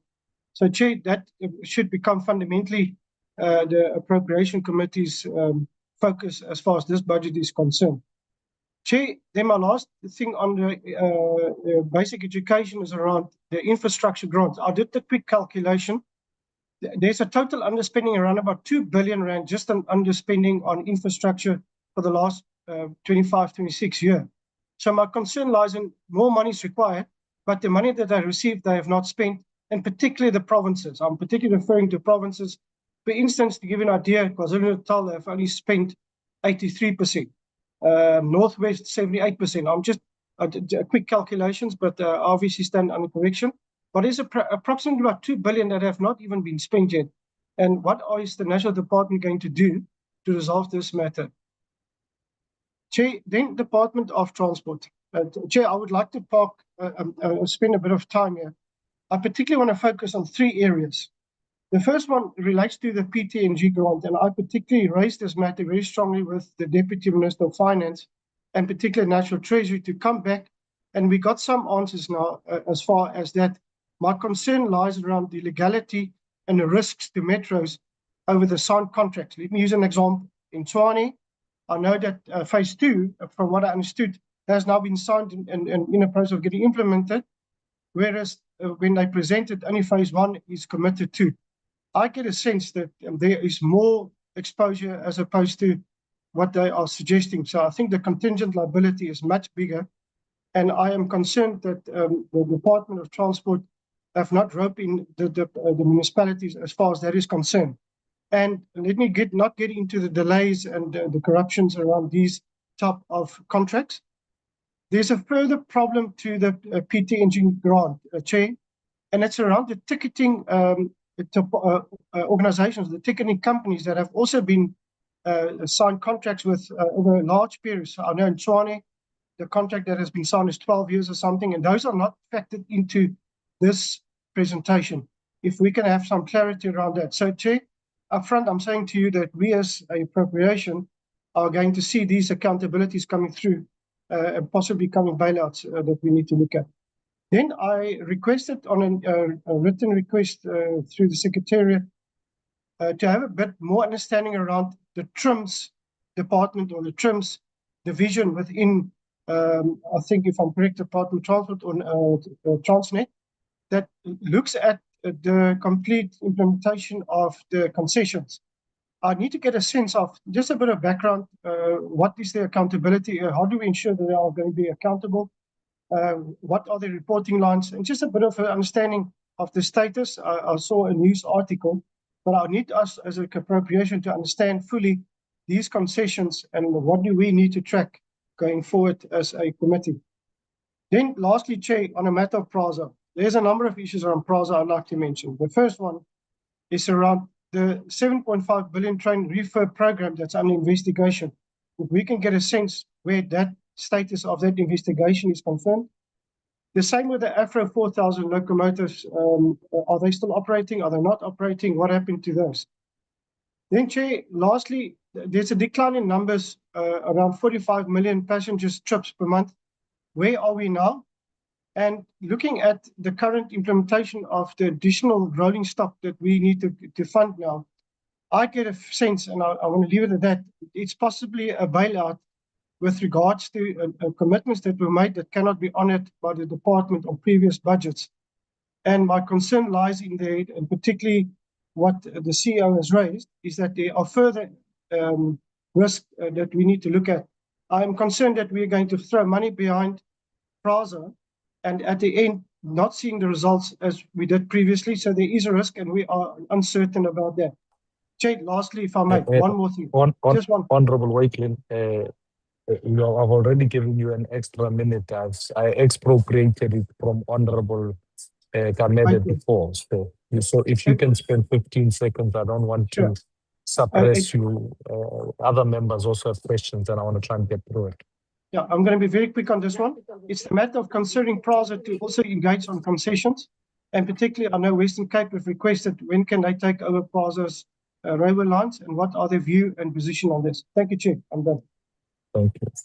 You were sounding like a preacher with the last question being the last question and then the last question. Can I recognize Honorable Wakelin? Thanks, Honorable Chair. And thanks very much. Good morning to all those on the platform, to my honourable colleagues, the Minister, Deputy Minister, DG, and everyone who's on the platform. For basic education, I would like to know, I'm largely covered, but I'd like to know also how frequently scholar transport vehicles are being inspected and how many have been removed from service due to safety violations. Does the DBE have a handle on that?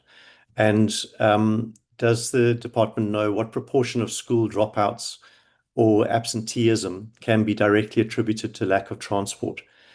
And then I do have a concern around the information that was presented to us around the Ndema High School. My question there is just how up to date is the information?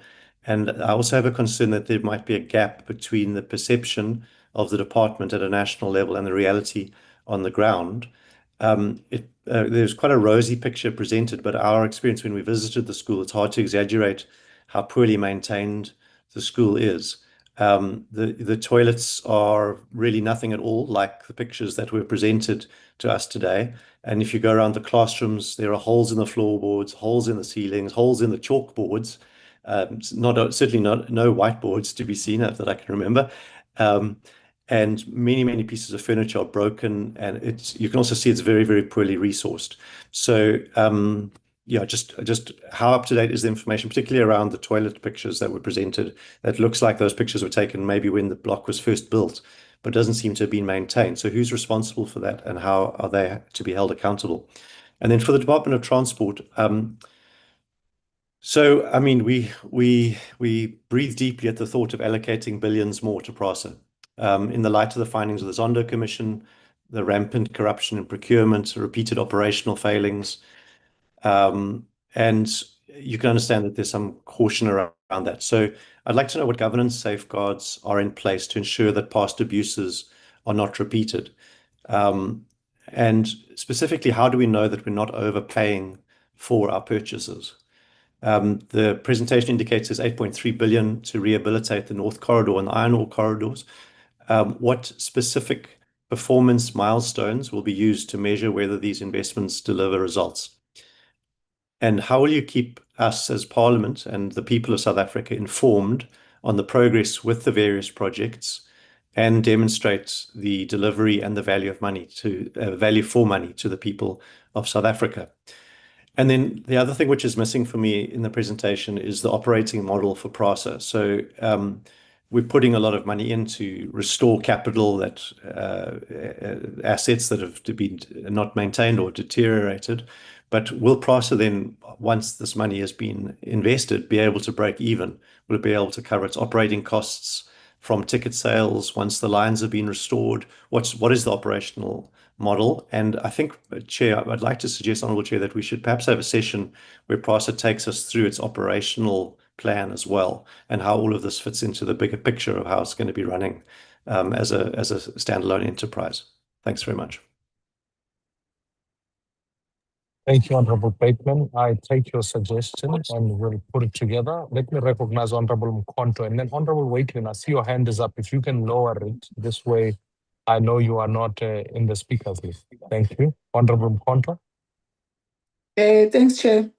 Once more, good morning to you, honorable members and our guests from the Department of Education and Transport.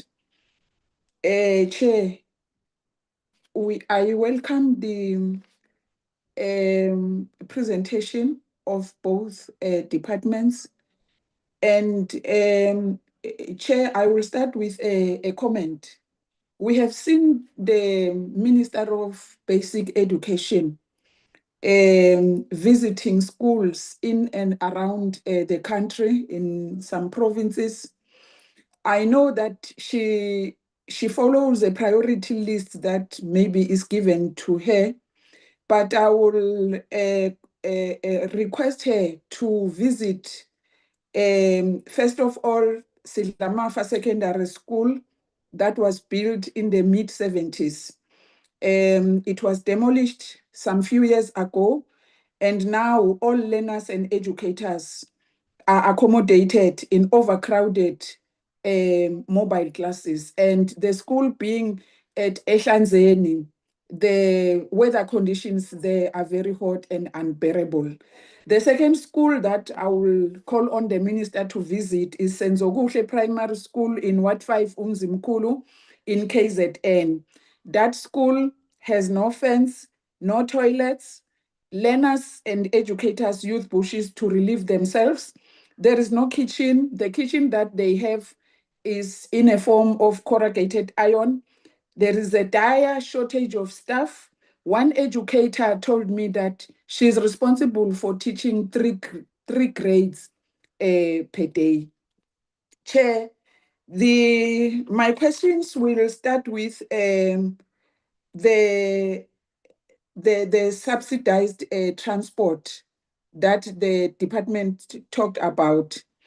Chair, our observation is that many challenges of the main challenge of the transport in provinces is the non-payment of service providers, and that disrupts the everyday schooling activities of learners. So my question is, how does that what impact does that have on the performance of learners, specifically matriculants? Service providers are not paid, Chair. We see them protesting, fighting for provincial departments to pay them. And then my second question will be on PRASA. I see their presentation, Chair, is mainly about metros. When are they going to roll out their services to cities like Mbombela, Polokwane, and other cities that are not metros? And then, Chair, we support the suggested 98 billion for infrastructure maintenance, as alluded to by the Department of Basic Education, as long as, Chair, that those funds are not going to be looted, because now they are known for looting maintenance funds, as what we saw in Mpumalanga, where 38 officials and contractors were arrested by the SIU for looting maintenance funds. We also support the standardizing of the provision of learner transport by provinces, whereby in these presentations we found that in some provinces it is the implementation agent is the Department of Education, and in the other one is, in others, is the Department of Transport. But then the main question, Chair, is that does provincial departments of education have the capacity to effectively and efficiently administer scholar transport, specifically in the case where there is specialized expertise that is needed, and it is only found in the Department of Transport? We also support the Scholar Transport Safety Campaign by the Department of Transport. Thanks, Chair. Thank you so much, Honorable Konto. Let me recognize Honorable Mtuli.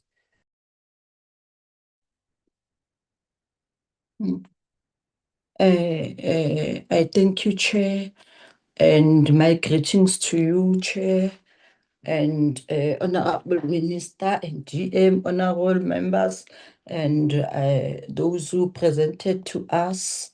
One welcomes this very insightful information, and also one would also thank you very much, Minister Kwahobe, for availing yourself.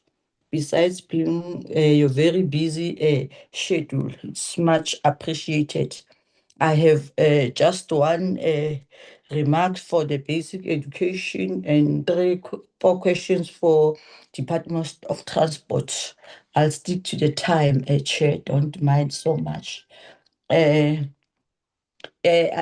For basic education is that I have just one request, that there's a school in the deep rural area, rural north of KwaZulu-Natal, which is called Mavana Primary School.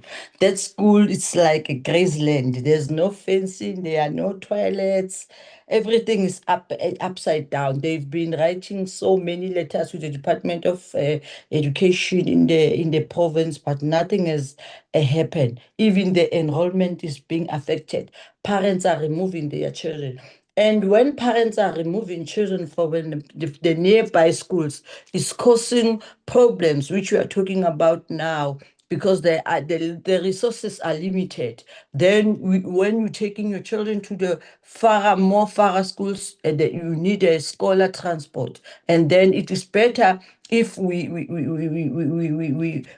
do erect the fences, and the schools are kept in a good shape, so that those who are near those schools attend in their places. They don't have to travel. That's my request for that school. And on transport is that since government continues to invest billions of rands in transport infrastructure, what measurable economic outcomes can this committee expect from this investment over the next 3 years, particularly in terms of job creation, reduced transport costs, and improved mobility for workers? Given that government has already invested tens of billions of rands in the PRASA rolling stock program, and the Department of Transport indicates that the MTF allocation is insufficient to meet program commitments, what is the exact size of the projected funding shortfall? And how will the Department of Transport prevent this shortfall from delaying the delivery of the remaining train sets? If funding constraints persist, that this not risk creating a situation where trains are produced but cannot be deployed or effectively maintained? The third question is that despite the investments in new trains, many rail corridors remain non-operational. In view of this, how many of the delivered rolling stock trains are currently operational, and how many are idle because rail corridors have not yet been restored? If trains cannot be deployed due to infrastructure constraints, how does the Department of Transport justify continuing large-scale spending on rolling stock while corridor recovery remains slow? Excellent Chair, since restoring infrastructure is critical to the success of the rolling stock program, what percentage of the commuter rail network has been fully restored? And what is the timeline for restoring the remaining corridors? What measures are being implemented to prevent vandalism, cable theft, and illegal occupation of railway corridors, which previously collapsed the commuter rail system? I thank you, Chair. Thank you, Honorable Ntuli. Let me now recognize Honorable Kalaga Mazibuko. Thank you very much, Chair. Chair, may I request for the issues of bandwidth here at the village that I switch off my video. I think you can see that it's me, it's not AI. Oh, that's great. I do prefer human intelligence. Thank you. Yeah, thank you very much, Chair. Chair, let me first thank Honorable Mkhonto for presenting the situation of a school in my hometown, Mzimkhulu, and also to indicate to the Minister and the department that that is not the only school with such conditions in Mzimkhulu. There's quite a number of them. Maybe it's because Mzimkhulu is just far in the periphery of KZN and in the border of Eastern Cape. So maybe there's less concentration there. So thank you very much. And I would require that the department pays attention in more of those rural schools that are having that problem where the children are still using the open space to relieve themselves.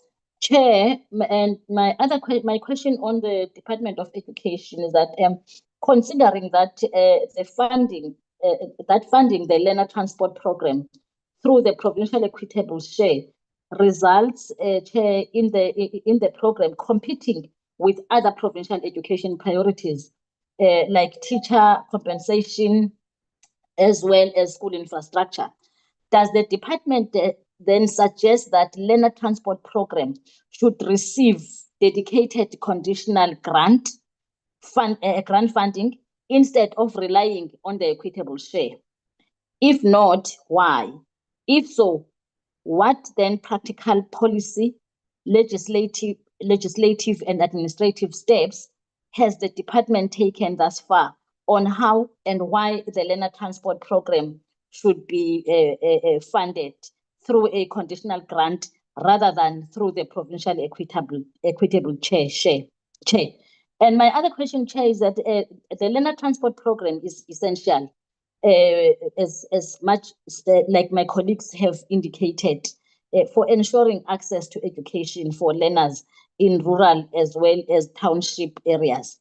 So considering this, how many learners who qualify for transport support are currently not receiving? I heard I think it's the DDG or the DG who presented that they are unable to transport all the learners that qualify.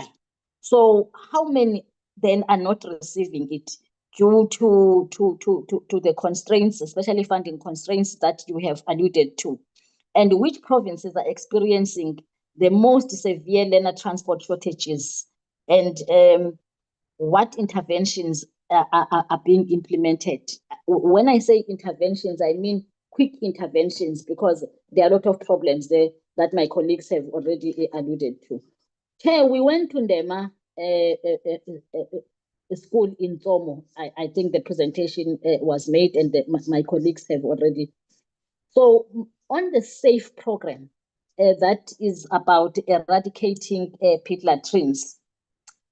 I think the program, if it's implemented, for me, is very slow because there are a lot of schools as well, as I said, that are having the same problem that Ndema has, that Honorable Bateman has raised, including the toilets and the infrastructure. And lastly, on the Department of Education, maybe on both DOT and DBE, I've noticed on the presentation that the MOU between the two departments is still lacking. And how far? When is the MOU going to be concluded? Because here, when we were at Ndema School, the reasons, especially on the scholar transport, the Department of Education would say, no, this one lies with the Department of Transport. So this pointing this one and this one and this one, I think it is because of the lack of the MOU. So for me, the sooner the MOU is signed, the less the problems that will be there. On transport, Chair, as I move quickly, the presentation indicates continued challenge. You're concerned about Chair, Sorry, there's a member who's unmuted, and I'm not sure who. Will you? it's Honorable Gamete, and he's eating on my time. No, if you can begin to bring it a few more, you've got a minute and a half left, Honorable Zalega. So Yeah, thank you, Chair. Chair, the presentation of transport indicates continued challenges as well in the learner transport program. That's why I am concerned about the MOU. And in light of this, Chair, how many learners currently qualify for transport but are not receiving the service due to funding implementation? So it's the same question that I have asked to the Department of Education. I'm asking this because Department of Transport is also doing the same program. And given the learner transport that is essential for school attendance and learner safety, why has the program not yet been fully standardized and adequately funded across provinces? My other question, Chair, on transport is about the collapse of the commuter rail, Chair, which has forced not only workers to shift to more expensive road transport options, but also has forced the transportation of goods, which is so much inconvenience on the roads and also the damaging of roads because everything is now transported. Honorable Zalega, I'm going to ask you to wrap up now. Can I just wrap up, Chair? Yeah, given that rail is the most affordable form of public transport, Chair, what steps is the department taking to rapidly restore commuter rail services so that workers are not forced to rely on expensive taxi transport? And what specific implementation bottlenecks are delaying the full return of commuter rail services, Chair? And if the department acknowledges that the slow recovery of commuter rail is increasing the cost of living for the working class, Chair, and household. Honorable Zalega, your time has expired. May I request Honorable Mwali? You are next on the platform. Thank you so much, Chairperson. May I request that I keep my video off? I'll be quick. Chair, on the Department of Education, the lack of policy coordination and uniform implementation across provinces is a long-standing matter. Even now, the minister simply says the Education and Transport Department are working towards regulatory framework, but this commitment is still not specific. When will this be concluded? What is the targeted date? Number two, Chair, in terms of under-targeting of learners for schooler transport, what happens to the learners who are given who are not given schooler transport? Is it not a violation of their constitutional right? Three, Chair, I learned that the SAFE and ASIDI programs are coming to an end. So, Chair, does it mean they've achieved their intended goals, irrespective of what the initial target was? Does it mean we no longer have mud schools in the Eastern Cape? Does it mean we no longer have mud schools without proper sanitation and electricity in KZN? Does it mean we no longer have pit latrine toilets in the rural provinces? Does it mean the provinces now have enough capacity to tackle all infrastructure backlogs? Chair, if you go up the North KZN, it has come to my attention that the school has not had toilets for a time immemorial. So, Chair, if we get such reports and such presentations with glossy picture, when still in 2026, children, when they have to go out, they have to go out they don't have toilets in the schools. So what does then say to the people of this country? Maintenance backlogs in the Department of Education are skyrocketing, and some of the suppliers of the Department of Education still remain unpaid, and some have decided to withdraw even their services, and some are even planning to strike and do all sorts of things that are going to actually affect the teaching and learning. And in the KZN, why are they using one supplier for stationery? Some schools still have no stationery to date. Some did receive stationery, but some didn't receive enough stationery. And then let's jump quickly on the Department of Transport, Chairperson.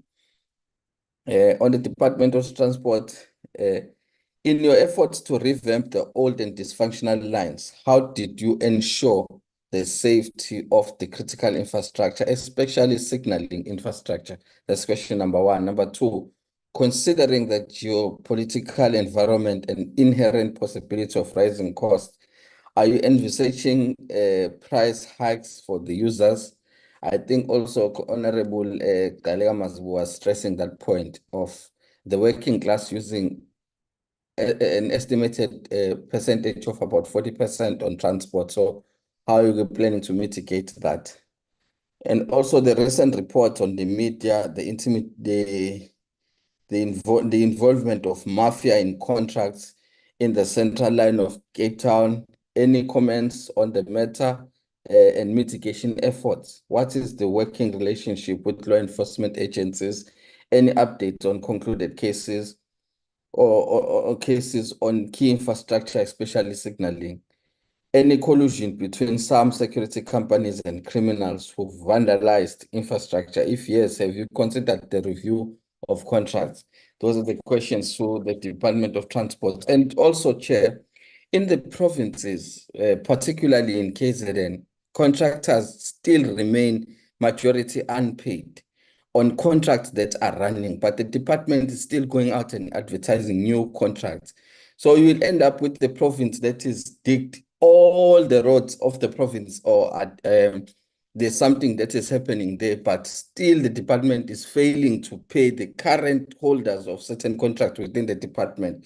Then how are you planning to address that? There's a huge backlog of outstanding contractors. I know one contractor went to the offices in the Department of Education, in the Department of Transport in KZN, and they just went there to just vandalize the office because of non-payment. So how are they planning to address that? Thank you so much, Chairperson.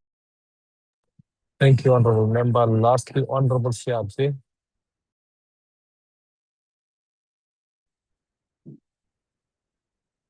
Chair, am I audible? Yes, you are invisible. Oh, okay. Thank you, Chair. Greetings to the Minister, the Deputy Minister, all officials of departments, and honorable members. So I'm just gonna shoot straight to my set of questions. Firstly, on the Department of Basic Education, Chair. So, Chair, the department continues to report a lot of infrastructure backlogs and overcrowded classes. Yet significant allocations are made yearly, and what explains persistent gap between the budget allocation and improvement in school infrastructure. Then the department infrastructure presentation to the portfolio committee on basic education on the 3rd of March 2026, they indicated that there's approximately 9,000 infrastructure projects currently on the pipeline across the sector. Now, given the scale of this program, implementing agents play a critical role in ensuring delivery. However, we continue to see persistent project delays, costs, overruns, and incomplete infrastructure projects in several provinces. Now, which implementing agents are consistently underperforming, Chair, and in delivering a concrete, consequence management faced by these agents? Like, can we get some explanation of what happens then to the failing agents that are not delivering this critical service delivery service of our children? How frequently does the Department of Basic Education conduct performance reviews of implementing agents and Provincial Department of Education? And why does the department continue to rely on implementing agents that have repeatedly failed, Chair, to deliver projects on time and within the budget? What percentage of this infrastructure projects have experienced delays or cost overruns due to implementing agent inefficiencies?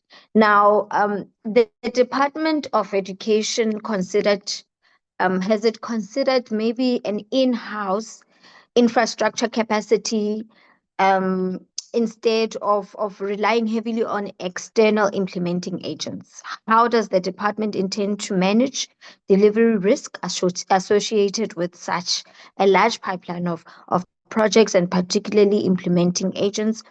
And yes, that will be my first set, Chair, of the questions. I also have questions for the Department of Transport, Chair. And I hope I'm still on time, because for the ones on the Department of Transport is quite a lot.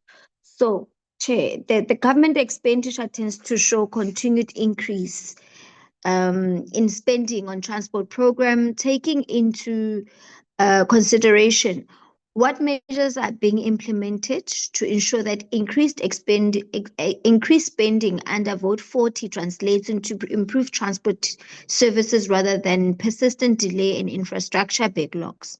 Considering that transport infrastructure delivery has often been slowed by project delay, does the Department of Transport have sufficient technical and project management capacity to deliver large-scale infrastructure projects such as rail corridor recovery and rolling stock deployment?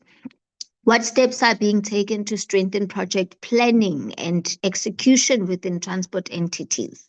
The department has indicated that several metropolitan municipalities have concluded long-term contracts and taxi associations under the Public Transport Network grant. Given the significant public funds involved, what financial and legal risks has the department identified in these agreements, particularly in the relation to contract compliance, subsidy obligations, and potential dispute between municipalities and taxi operators? Now, put differently, has the department conducted a full legal and financial review of the contracts, and can it confirm whether any municipalities are currently facing legal disputes or compensation claims from taxi associations linked to public transport network grant funded agreements? Now, if these Honorable contracts Chair, that is, as you begin to wrap up, All right, thanks, Chair. Yeah, let me just wrap this. If these contracts exposes government to long-term financial liability or legal disputes, what then is the oversight mechanisms has the department put in place to ensure that the municipalities do not enter into agreements that could create unfunded obligations or litigation risk for the state in the future? Last one, Chair. The department presents in presentation indicated that the Road Accident Fund has developed a scholar transport driver program that will be rolled out across provinces. Could the department explain what this program entails, how it will improve learner safety, and what role will the department play in coordinating its implementation across provinces? Now, given that the learner transport accidents have been a persistent concern, how will the department ensure that drivers participating in the REF program meet uniform national standards for training, licensing, and road accident compliance? Honorable Stake, I have indulged you. I think you need to, your time is up. I'm afraid. Thank you, Chair. I'm done.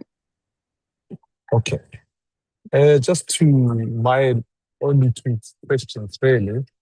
The first speaks to both departments, and I think maybe it might be a good conversation to have with the Minister. Is the question of, I get the impression the concurrence of the two departments on scholar transport depend on the organizing structure of the NICD or the National Learner Transport Committee that's been established. Whilst I accept that point, is there a vision that exists that says that actually South Africa needs to move towards universal provision of scholar transport, as you would find in other developed economies? Now, the reason I raise that point is because the current strategy seems to be heavily reliant on identify needs, identify students who are without support, and then organize transport. Whereas I would think if I look at quintile 4 and 5 schools or high fee paying schools, they are beginning to move towards the direction of the provision of transport for their learners, regardless of where the learner's income is at. So it's not income dependent.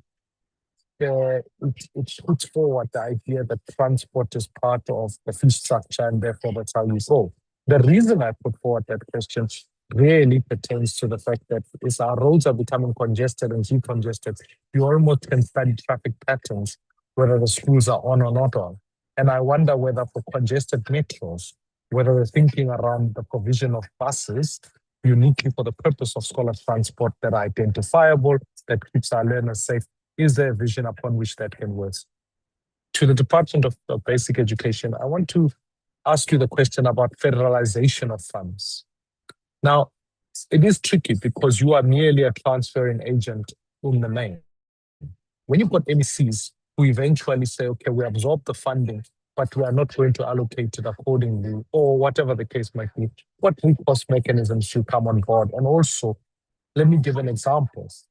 The School of Ndema is uniquely put before you because when we went there, it became common cause that the Eastern Cape itself is not allocating any funding towards infrastructure build.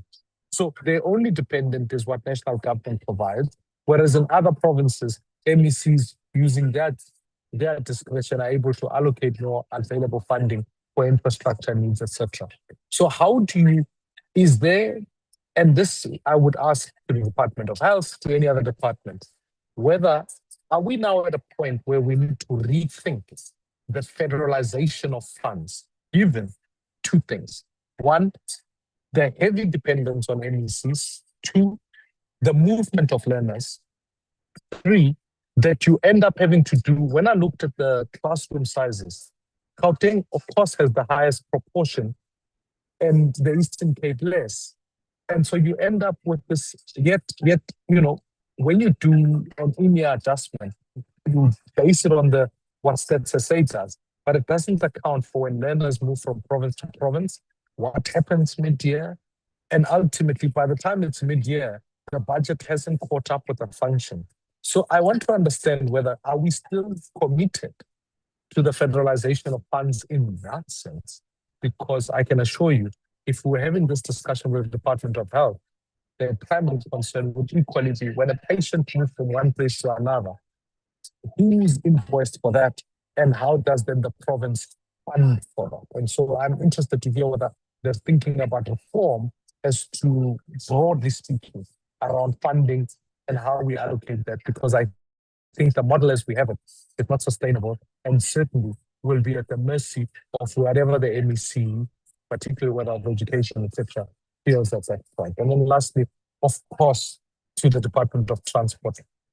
I'm clear that your withdrawal of the public transport network grant and the taxi recapitalization problem, I think we need to think hard. I want to celebrate the opening of certain lines. That's a very positive development, and would argue that we need to create another plan as to how we ensure that when passengers are moving, how do we subsidize for that so that it's much more effective. The South African worker, compared to workers in middle-sized countries, is not paid less relatively. It's just we invest a lot in transport, in getting to and from work.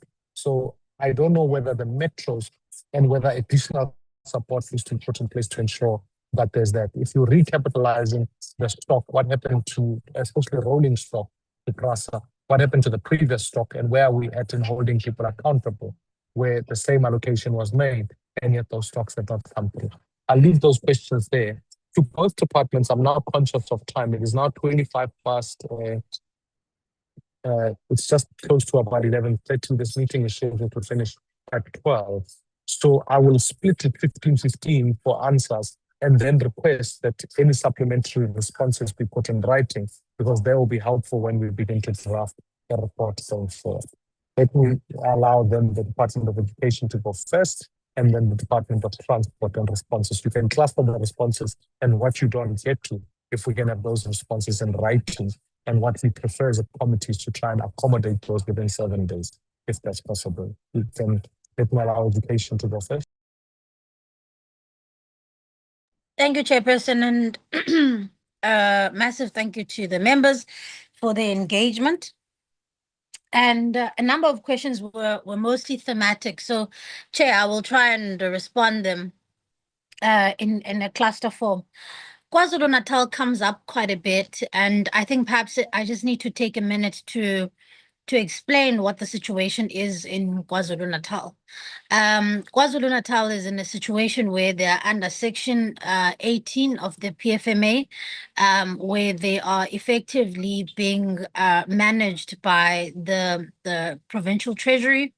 And because of the dire financial constraints, they find themselves in deep debt, that whenever they are allocated any money, they essentially have to pay off that debt in order for them to be able to deliver any kind of services.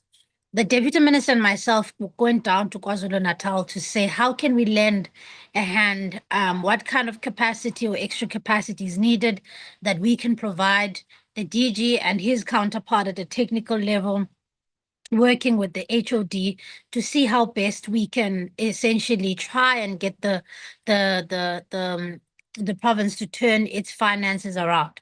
Now, I hasten to add, Chair, that the reality is that there's no legal instrument or financial instrument through which a provincial government department can be bailed out by a national department or even treasury. So the problems that are facing KwaZulu-Natal, unfortunately, have to be resolved by both the Premier and the MEC in KwaZulu-Natal. Of course, we are there to assist and we are there to support as best we can in accordance to what is as we are obliged by the law. But as I said, there is no financial instrument or even a legal one through which we can give them additional funds, even if there were funds that are available. As I indicated in my opening remarks, provinces are allocated money through either conditional grants or through equitable share, which goes through the Premier and the province. And then the other question that kept on coming up was the issue around conditional grant and making a scholar transport a conditional grant. And I must indicate, colleagues and members in the House, that when we look, as we are doing the review, the business policy review with the Department of Transport, that's one of the options we want to look at, that we can make sure that this is a conditional grant so that we can have tighter reforms and we can have tighter controls on it. So at least with grants like, for instance, the school nutrition grant, the EIG grant, the infrastructure grant, that is, those grants are, if a province fails to use that grant in accordance to what it is intended for, we were well within your rights to withdraw that grant. Of course, that's the last resort. You don't want to go there because that disadvantages the actual learners and the teachers on the ground. But at the very least, provinces know that Treasury possesses that power to withdraw a grant that's being used for not the purposes that it's meant to. So as we are looking at the policy reform, that's one of the things we must look into. The reason why this makes it difficult and has made it difficult is because of the different modalities within the provinces. Whereas I was indicating, for instance, in the Eastern Cape, a scholar transport is administered by the Department of Transport and not by the Department of Education. And when you try and enter that fray, it's a difficult one because it's an arrangement that has been baked into the province. And effectively, you're trying to say it works better in other provinces where it's the Department of Education that's actually running the issue of scholar transport within their own department. As I say, you're not the premier. And if something is already baked into the province, there's very little maneuvering powers that you can make. However, when we are setting this policy, as we are saying, we are wanting to do, we are in the process of doing so. We've already set up a technical team between ourselves and the Department of Transport, and work has already begun. Begun last year already, where we started this work because we understood it needed to be done. However, if we set policy, then provinces have to, whatever permutation they have in their provinces, at the very least need to adhere to the policy or the strategic framework that has been set at a national level. Then the member asked the issue around the lack of policy coordination. And I think I've spent some time now explaining the different permutations in different provinces are hamstring you from being able to say, look, in the Northern Cape, this works better. Why don't you adopt it? Because ultimately, these things are decided upon by premiers, by provinces. And so there's very little you can do. I mean, one of the things that I had wanted to really advocate for in the Eastern Cape was when the Eastern Cape Department of Transport and the Department of Education were taken to court for the lack of provision for scholar transport, is to say, surely then the remedy should then be, this should be done in-house. But as I say, provinces have tremendous powers. And I'll get to this now when I answer the chair's questions. Provinces have tremendous powers. And when you have a department like the Department of Health and Education, where you've got concurrent powers, there are limitations as to what you can and cannot do. Then, so I don't think it's a lack of policy coordination. I think it's a complex environment where at a national level, we can definitely be aligned and bake some of these recommendations in, bringing in National Treasury, but then we're going to have to contend with the different permutations within the provinces. Then the member asked whether or not SAFE and ASIDI as programs means that they are now over.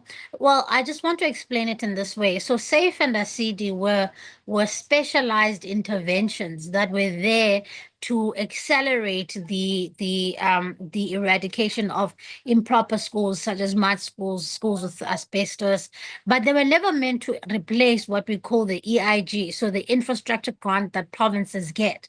That is an allocation that they get, which is a conditional grant, and they must continue to spend it. But these two grants were meant to assist provinces in trying to accelerate with the eradication of the backlogs of unsafe structures, and in particular, unsafe sanitary or ablution facilities. In terms of the safe backlog, we will be able to be in a position to indicate where exactly we are and how many are left, but we're almost at the end and we're sitting at 98%. We're almost at the end of this program. And then, of course, the other complication is that it's not that we elected to let these grants go. Treasury has said, we've given this department enough time to use the special allocation for the eradication of these things.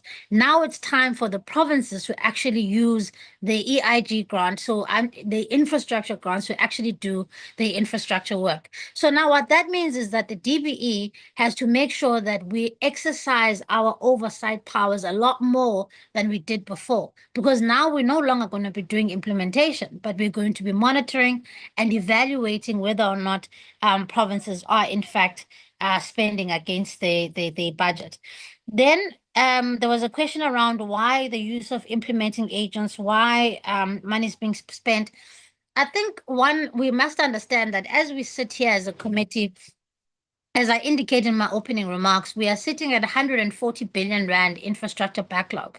Yes, about 40 billion or 45 billion, as Mr. Mafuku indicated earlier, is what's being spent annually. But you're constantly working towards a backlog, and then you're constantly trying to keep up with the demands of additional classrooms, of maintenance, of provinces that are like Gauteng and Western Cape, and in some instances it's KZN, where you've got a lot of demand as parents move to places of economic activity. There's a great deal of demand for them to be able to be accommodated in those schools. So provinces are at the one end trying to make sure that they are chasing their backlogs, but on the other end that they are actually responding to the needs of here and now. Implementing agents are the only way in which we can do this work. We don't possess any internal capacity within departments of education to do building work, to do that kind of work at all. We get implementing agents to do the work. The problem becomes, and where I agree with the member, is that where implementing agents are consistently getting contractors who walk off site or don't complete the work or run out of cash flow and abandon work. My view is that Treasury, and this is something that I've been really looking deeply into, that we should blacklist contractors who don't finish work that they've started with the state. It is simply unacceptable. You can't be a contractor in Limpopo and then prop up again in the Eastern Cape when you did a shoddy work in another province. We should get into the habit of blacklisting contractors who are simply incapable of delivering good quality work. And Treasury has indicated to us that there is a way in which that can be done. And so that's why we use those external agents. And then just on the issue around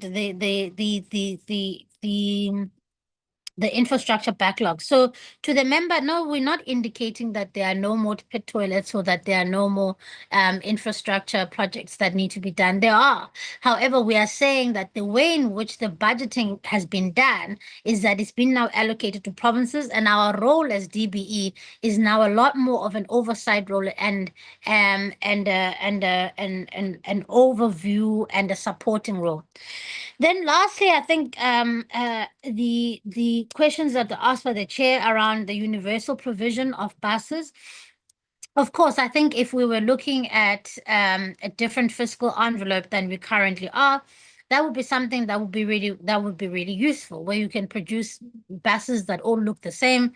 In the US, you've got the yellow buses. Everybody knows it's a school bus, or anything that is an identifier.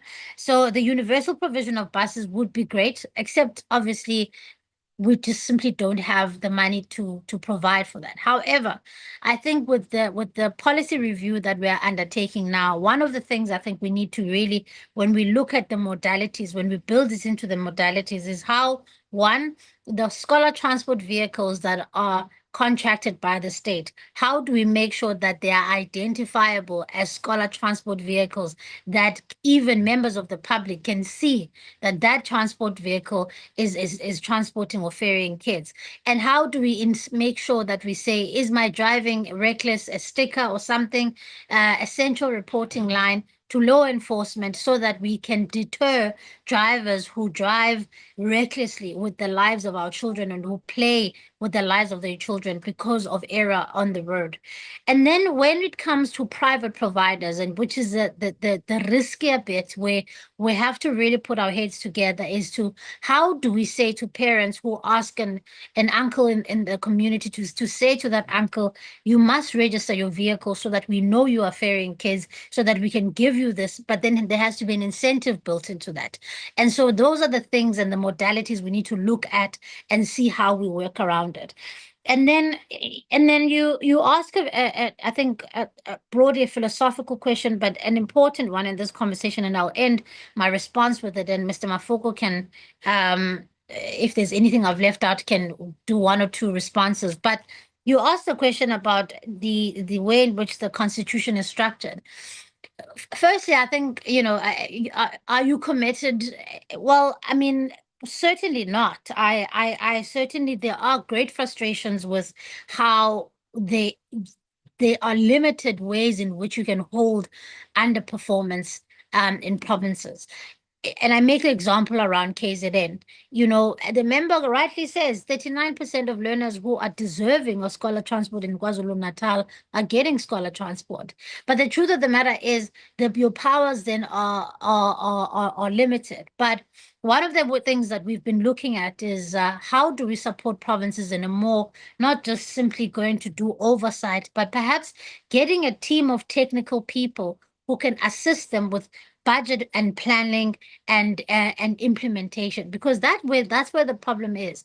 Poor policy decisions, reckless spending, multiple service providers that simply don't do the work, leakages in the form of corruption. Those are the things that get provinces into black holes they can't get themselves out of.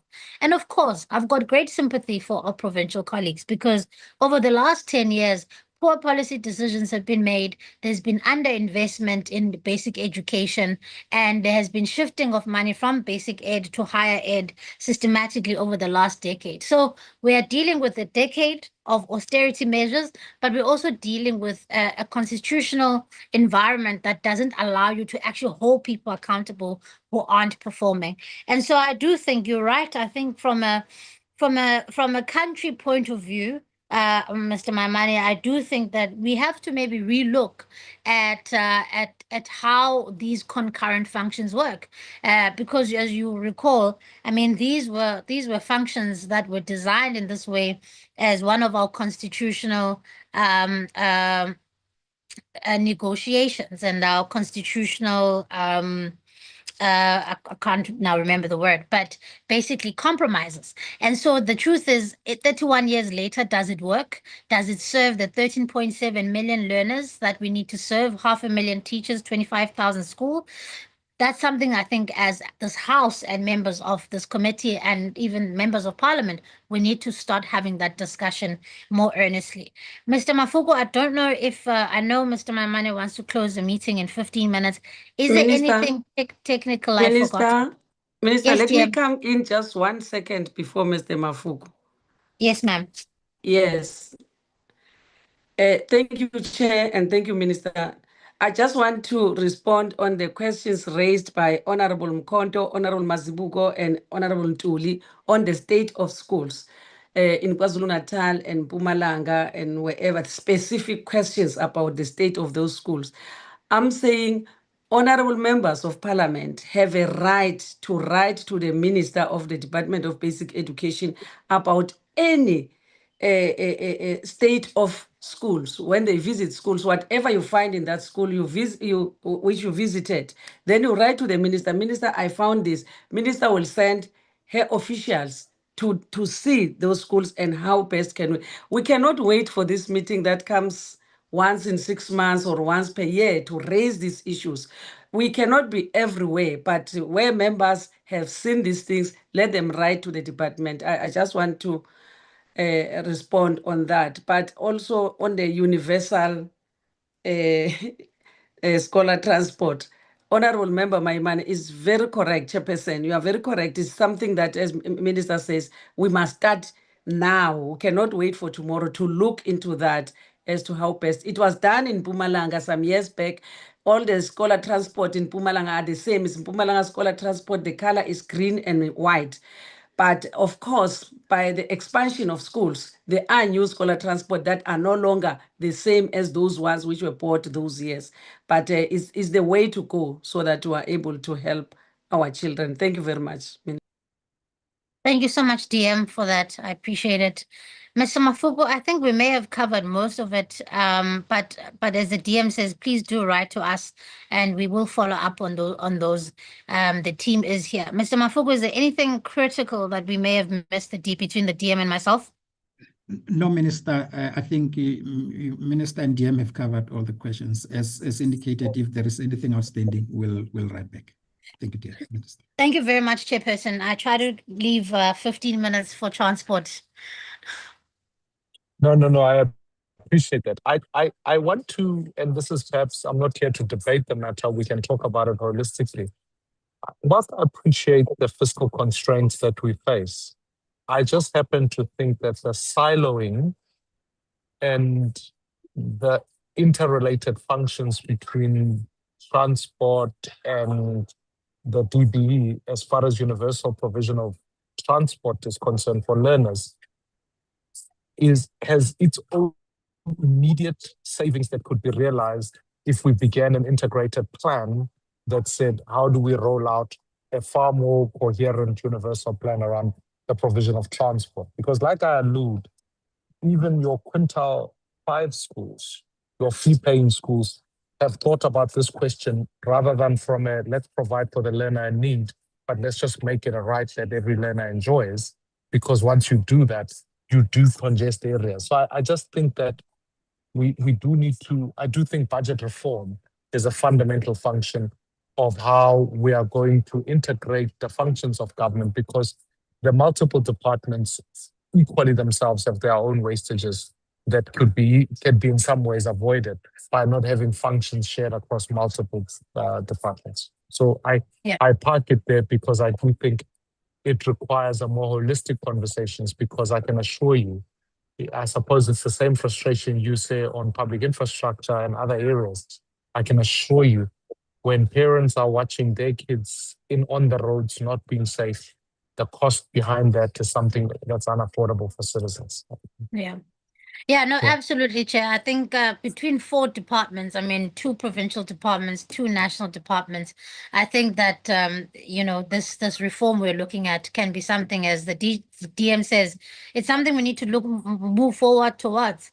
We can't afford to be burying our kids because of overcrowding, overloading of cars, reckless behavior. So it's definitely something that we need to take forward. Thank you.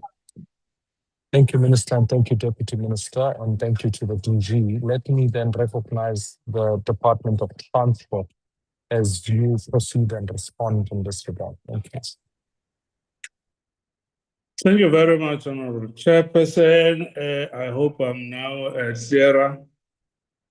Chair, somebody just decided to expose my age. Chair, I will deal with the questions to the department, and then Hisham, the CEO, will augment with those that are for PRASA. Chairperson, this issue around standardization and uniformity, Chair, I think is very critical, Chairperson. And really where we provide transport policy generally, and particularly learner transport policy, we would really work with any implementer who implements our policy. But there are these issues that are practical, that needs to then be resolved. For example, if this was to be a dedicated grant, who is going to transfer and where does it go? I don't remember a situation where a grant is paid through one national department to a provincial department that does not have a corresponding responsibility in terms of functions. So there is an issue around concurrent functions versus shared responsibilities. And we can sit and talk every day in terms of the policy at a technical level. But you are going to have a problem down there if you have to also do oversight. And the other important issue that we need to put into the mix is contracting. The contracting authorities are at a provincial level, whether in education or transport, but they are at another sphere of government. And I think the Honorable Minister did indicate the challenges you always have. There are very few levers that you have. The last result is to stop funding. And when you stop funding because of non-compliance, the kids, the learners are going to suffer either way. So that is the elephant in the room, Chairperson. I think there was an issue of even this conditional grant at the level of investment into this program. We will not win the battle. Almost all the departments across, they finished their money around October. And that is why there was an issue from one member that said, the other problem you have is the non-payment of service providers. So what government puts into a program like this, it also suffers the fate where there is insufficient money in the envelope. We currently are paying around 4.3 billion. In actual fact, we need 36 billion if we were to cover everybody. So, Chair, some of the policy, the immediate issues and measures that we're implementing to deal with this, the challenges that we are facing from a transport point of view, and to make sure that the vehicles are roadworthy, is that we want to expand regulation 42 subsection 2 of that regulation to also include privately acquired learner transport. Because again, there you find organized parties having organized transport, but the driver and the vehicle not complying with the safety issues and other related roadworthiness of a vehicle and so on. As the Honorable Minister indicated, they must all now be marked. And that is the area where we are now strengthening the regulations. Learner transport, like the other public transport operations, the vehicles should have what we call distinguished mark. Some people call it branding, but I don't think you need to go there, just in case some of those vehicles are also used for other purposes. And then we also are looking at the issue of, on top of the PRDP, it's not just a mandatory advanced driving skills. So this is more in the medium to long term. But there is no reason why the children, like adults, should not be wearing seat belts. And we also need to review the National Road Traffic Act regulation that said children under the age of 13 count for two children 13 years or younger counts for one adult. That is supposed to be one of the things that we are going to deal with it and get it out of the way. And then on the PTNG, Chair, the issue was the impact of the winding down vis-a-vis the contracts that are in place. I think we have indicated that we've already reached out to ministers, to municipalities that we are supporting in terms of taking stock of what is there on the ground with regard to infrastructure and how are we going to best use that infrastructure going forward. Because the focus going forward, Chairperson, is to make sure that we provide vehicles. I think we are moving away from these glass fancy stations with Wi-Fi and air conditioning. Our people need transport to move them from A to B, not necessarily this fancy infrastructure that is all over. And the same goes to ticketing contracts, VOC contracts, and the others. So those that are in place, they will definitely be honored as we wind down. So it's not a big bang winding down or stoppage. It is a gradual, but I still remember a discussion in this very same committee and many other committees where we were complaining about instances that were picking up of financial maladministration and misuse of the grant. And the best way is now to stop research and go to alternative means. TRIM is the Transnet Rail Infrastructure Manager. This is the unit or institution created to deal with the what Visham has been talking about, the RFIs that will be converted into RFQs. And then you therefore need some vertical separation, horizontal separation of operations from infrastructure. Because ultimately government will still own infrastructure, but operations can then be operated by everyone. So if you are to deal with the issues around domination and monopoly, you need an independent infrastructure manager who would then, based on information, allocate to the different people, so to the different operators on the railway lines. There was also an issue around the rest of the issues are for PRASA, but maybe we need to deal with this issue around devolution. We talked about it in the rail policy, and then in the upcoming rail bill, it will also we will also talk about it. The fact of the matter is that we are also developing a devolution strategy, and in particular in the rail space.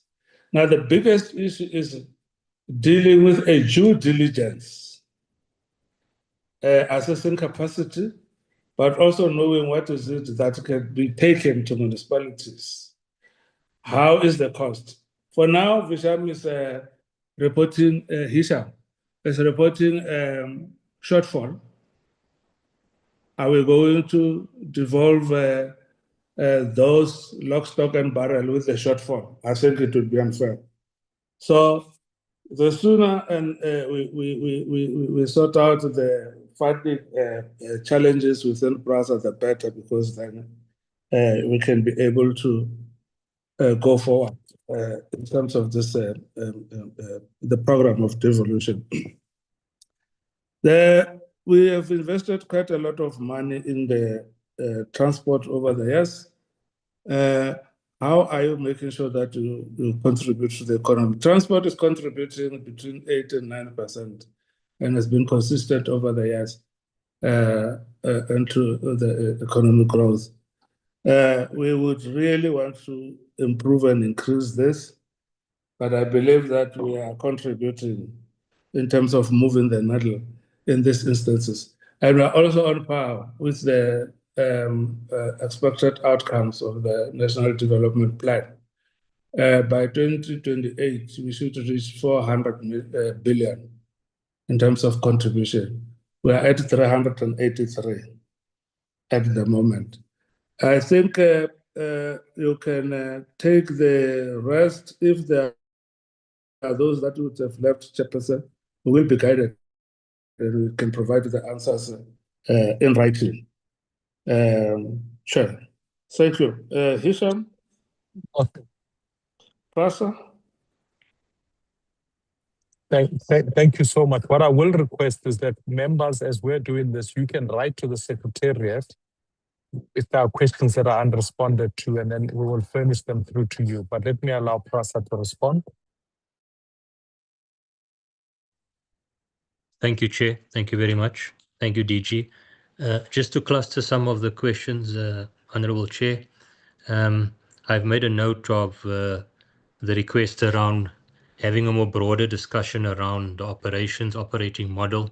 And we will welcome that, because many of the questions I pick up there's a need to share in more detail with the turnaround and the performance of PRASA, particularly in the last 3 years, where we've seen a significant progress happening within this space. So we'll be happy to share that. I think just to comment on some of the key aspects around, for example, on the governance improvements, the controls we've put in place. A lot has happened in that space, where you see for the first time in 9 years that PRASA now receives an unqualified audit, having come from a history of disclaimers. So there's a lot we can share that we've achieved through that. Performance on other measured objectives that we have, including the key one of passenger numbers. The colleagues raised, the honourable members raised correctly the fact that rail needs to be fully restored, and we can share that journey of this restoration. We have seen year on year significant growth in the passenger numbers. 3 years back, we were sitting at 17 million. We grew to 40 million. Last year, we grew to 75 million. This year, we should be eating through the 100 million mark. Now, it is still far off from where we need to be. One of the members raised about at what point do we break even? I assume that means sustainability levels. There'll always be a subsidy requirement, but looking at sustainable rail operations, one needs to get to that figure of between 350, 400 million passenger trips per annum. The minister has set the target for 600 million passenger trips by 2030, 31. So we can share all of those plans and the progress that we have made around that. Specific questions around the GEO program, I think is noted around the investigation. Again, we can share in more detail what is done in terms of the legal processes we are following, where criminal cases need to be laid, where we are with the disciplinary processes and the actions we have taken, and how we are managing the program going forward in terms of ensuring that there is value for money, that it speaks to the business needs of PRASA. And those things can be shared in more detail. I won't have the time to speak on all of them in detail at this point in time. There was questions around the presentation should have dealt with also some of the other emerging cities and the long distance rail. I take that point, mention of Mbombela and Polokwane, our long distance rail. When it comes to the long distance rail, key challenges around infrastructure availability, locomotive availability, but then also when we talk about the other emerging cities and areas, I think the work happening through the RFI process I've mentioned earlier, specific programs looking at regional rapid rail as well as high-speed rail that will affect some of these emerging areas as well. So that is quite key that I think a lot of information in the coming months will be forthcoming around that.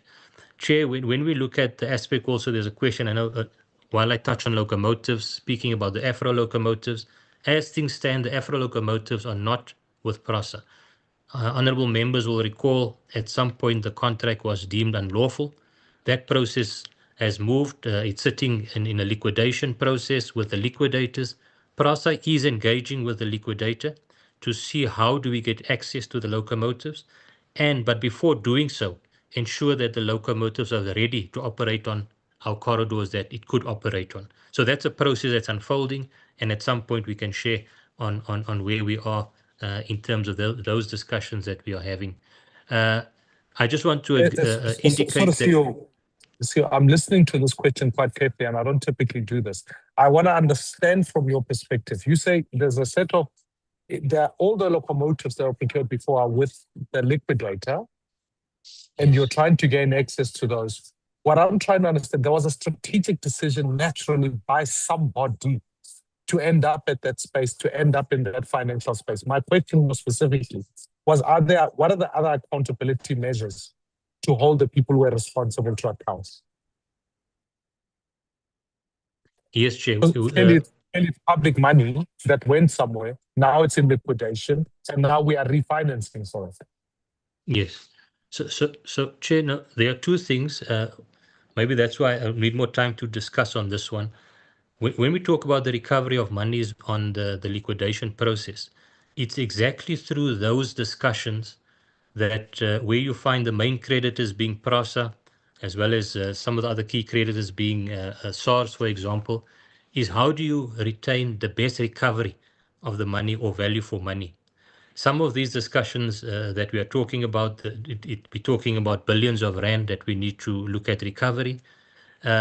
Some of these locomotives, and there were 13 in the country at the time, of the Afro locomotives, through the liquidator, there was a process of auctioning off these locomotives to recover some of these funds. That returned very little in terms of value for money. I think it was 6 or 7 locomotives were auctioned at a total cost of about 95 million, whereas one locomotive is in the region of 50 million when it was new. So hence the discussions that firstly we're talking about looking at getting better value out of this process. We can share with you that those discussions around how, if we get access to the locomotives, it is ready for the network. That's the first aspect. And then secondly, what you are raising, Chair, through those detailed investigations at the time, the consequence management around those processes. But key to looking at dealing with the locomotives that are in the country, those that are still, if I can put it, overseas, sitting at the harbour and so forth, is to make sure that we do recover the best value out of this process rather than what we've seen happening with that first set of locomotives. Chair, just very quickly on the aspect of, I think there was questions focusing around safety and security with the recovery program. Absolutely, security has been the cornerstone, the basis for this recovery to ensure we don't see a repeat of the theft and vandalism of the network. And you have seen since the rollout of the corridors, and as one of the members mentioned, we have recovered over 85% of the corridors as things stand. And I've shared on the earlier slides the corridors that we are still working on and how we still want to optimize, including the signaling program, to ensure that we get a full recovery in terms of the rail service on each of these corridors in terms of high frequency rail services. Yes, it's acknowledged on all big infrastructure programs, the aspect of construction mafia is an issue that surfaces on all of these programs, not only in the PRASA space. The aspect of the central line, we have seen that. PRASA is reviewing. We've also provided some responses on that aspect. And I think at a later stage, we can go into detail around some of those aspects. And then just finally, Chair, there was a question about also looking at fare increases, which also speak to the whole sustainability measure. The increase that we saw, that we introduced last year in September, was the first increase in over 10 years within the rail space. And bearing in mind the deterioration we've also seen and also what happened post-COVID. But it was the first increase in 10 years. The view is to ensure that we do see annual increases in line with CPI, but still understanding the issue of the affordability of rail within the public transport discussion. But it is important that speaks back to the bigger question on sustainability of rail moving forward as an operation that we roll out across the country. Chair, where there are other aspects that we have not dealt with, we will make sure that we also provide written responses. And if the Chair so inclines, we're happy to provide a more detailed presentation to the committee on particularly the turnaround operations and some of the key aspects that have been raised. Thank you, Chair.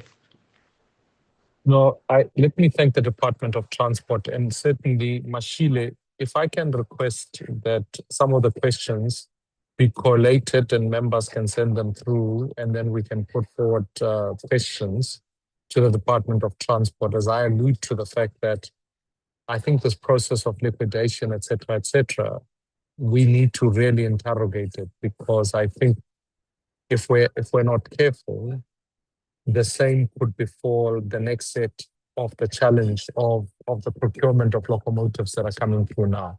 And we'll end up in almost, if you like, we're paying for one train a number of times. And I think that could be disastrous.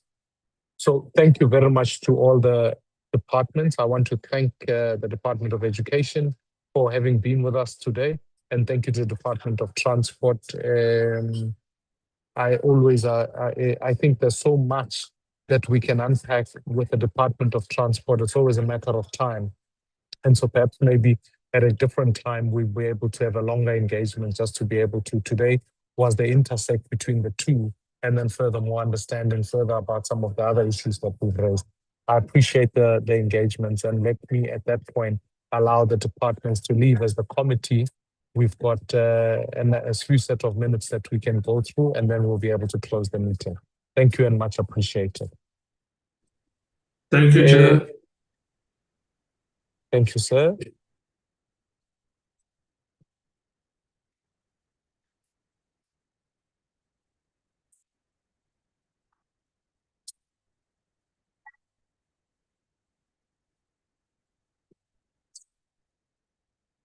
Denver, if I can ask you to flight the minutes, will you make them a little bit smaller because they make it difficult to read?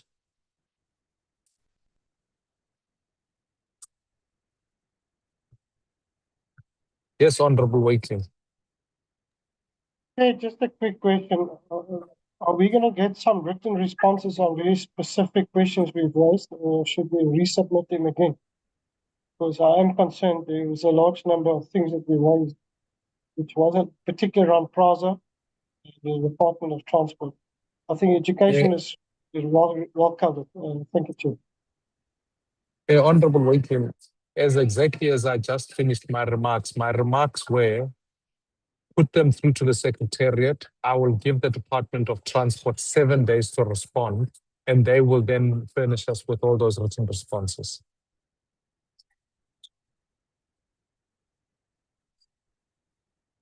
If we go through the minutes, honorable members, there are minutes of the 18th of December 2025. It was on a virtual platform, and it was the consideration of the medium-term budget policy statement report and the motion of, and so the minutes really cover through that particular process. The report has been stated and has been debated. So if we can go through it page by page, page 1, page 2, page 3, page 4,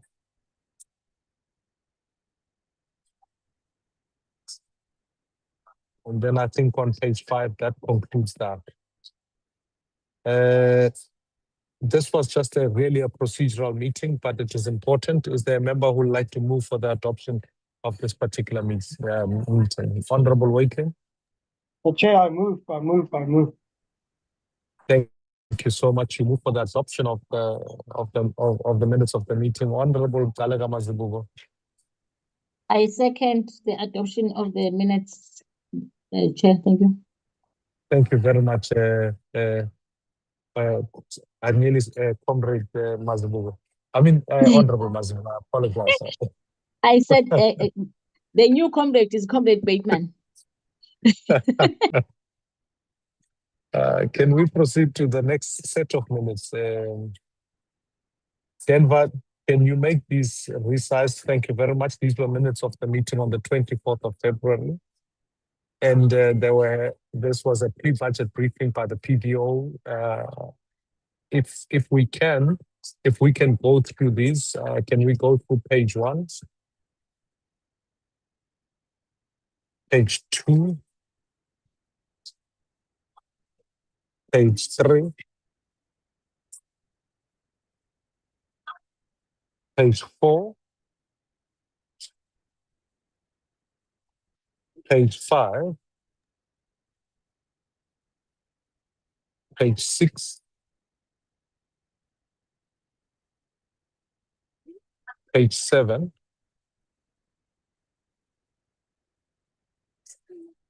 that concludes these minutes. Let me move. Given that there were no objections as we were going through this, is there a member who'd like to move for the adoption of these minutes as a true reflection of the meeting? Honorable Nduli. Thank you, Chair. I would like to move for the adoption of the minutes. Thank you very much, Honorable Tuli. And then I see Honorable Mkonto. Your hand is up. Thanks, Chair. I second the move. Thank you. Thank you very much. With those, the minutes are thus duly adopted. I think, Denver, if I'm not mistaken, there isn't another set of minutes. Is that correct? Denver? Yes, sir, the way we are done with the minutes. Yes, Chair. can we take the, sorry? So Yes. Those are the two sets of minutes that we've got, right? Yes, sir. Correct. Honorable members, just as we close this meeting, let me first of all thank you. I want to, we will send further communication regarding the meeting that must be taking place next, our public hearings that are taking place next week.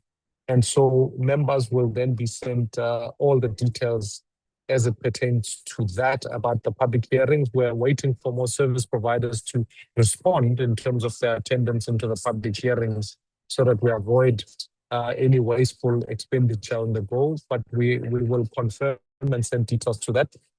I know that the members have been consulted with us in regards to the travel arrangements to KZN, and I'm also reliably informed that Honorable Kamede and Honorable Mwali, given that there are two members from KZN, will be slaughtering a cow on behalf of the committee. And so they will then arrange that at the end of the hearings, at the public hearings on Tuesday, that cow will then be available. Chair. The person you did not, you were scared to eat in Dulamiti at the funeral of Umtwana Wapindangene. So now if you slaughter the giraffe, what are we going to do? Viva to the cow. They also promised me a husband. You know, I'm a bit, when honorable members, we can't be political about these issues. You can't make a promise and not deliver on it. But we will see what happens on Tuesday. I think that covers all the, Machine, are there any other additional announcements that we need to make?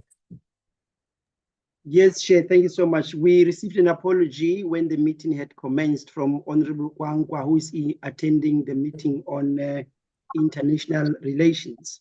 The next announcement is about for next week. We are heading to the KZN for the public hearings, and we will issue a formal notice of activities.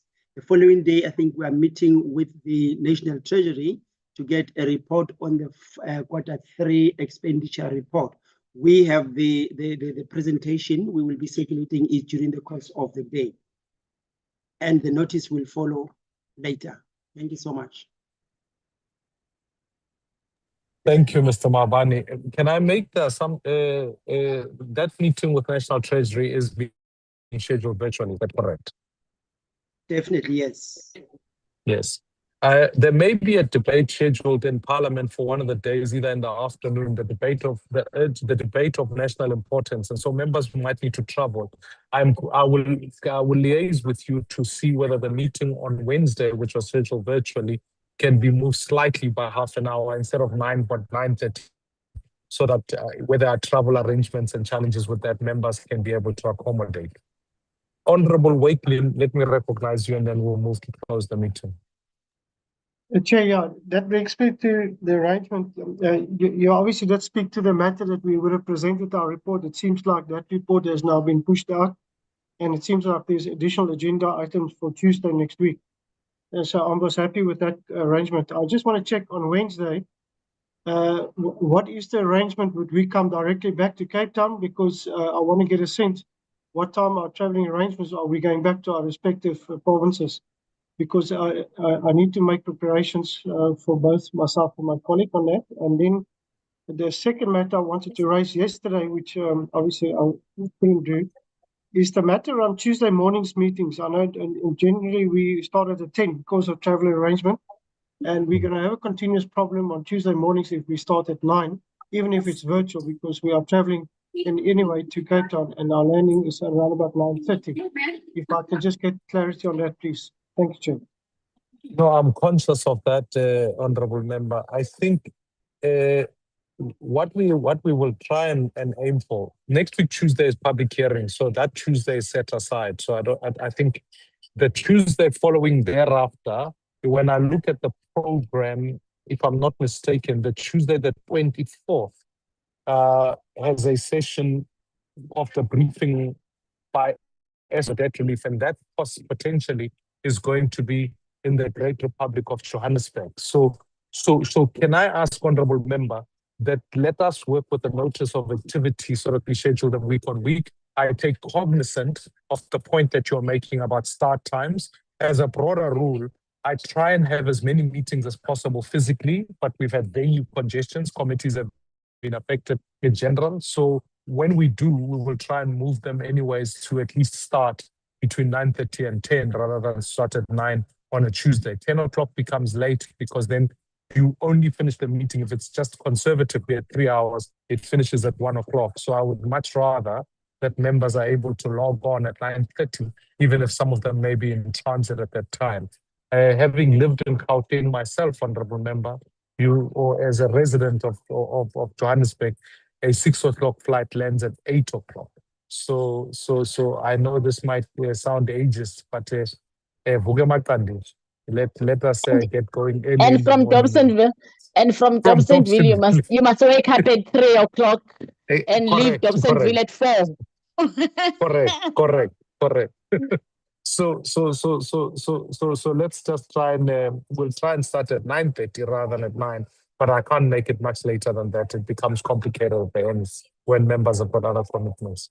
So Honorable Wakelin will take that in line. But I think with all those announcements, we will release the notice of activity and then move on from there. Honorable members, with those announcements, thank you so much for your participation.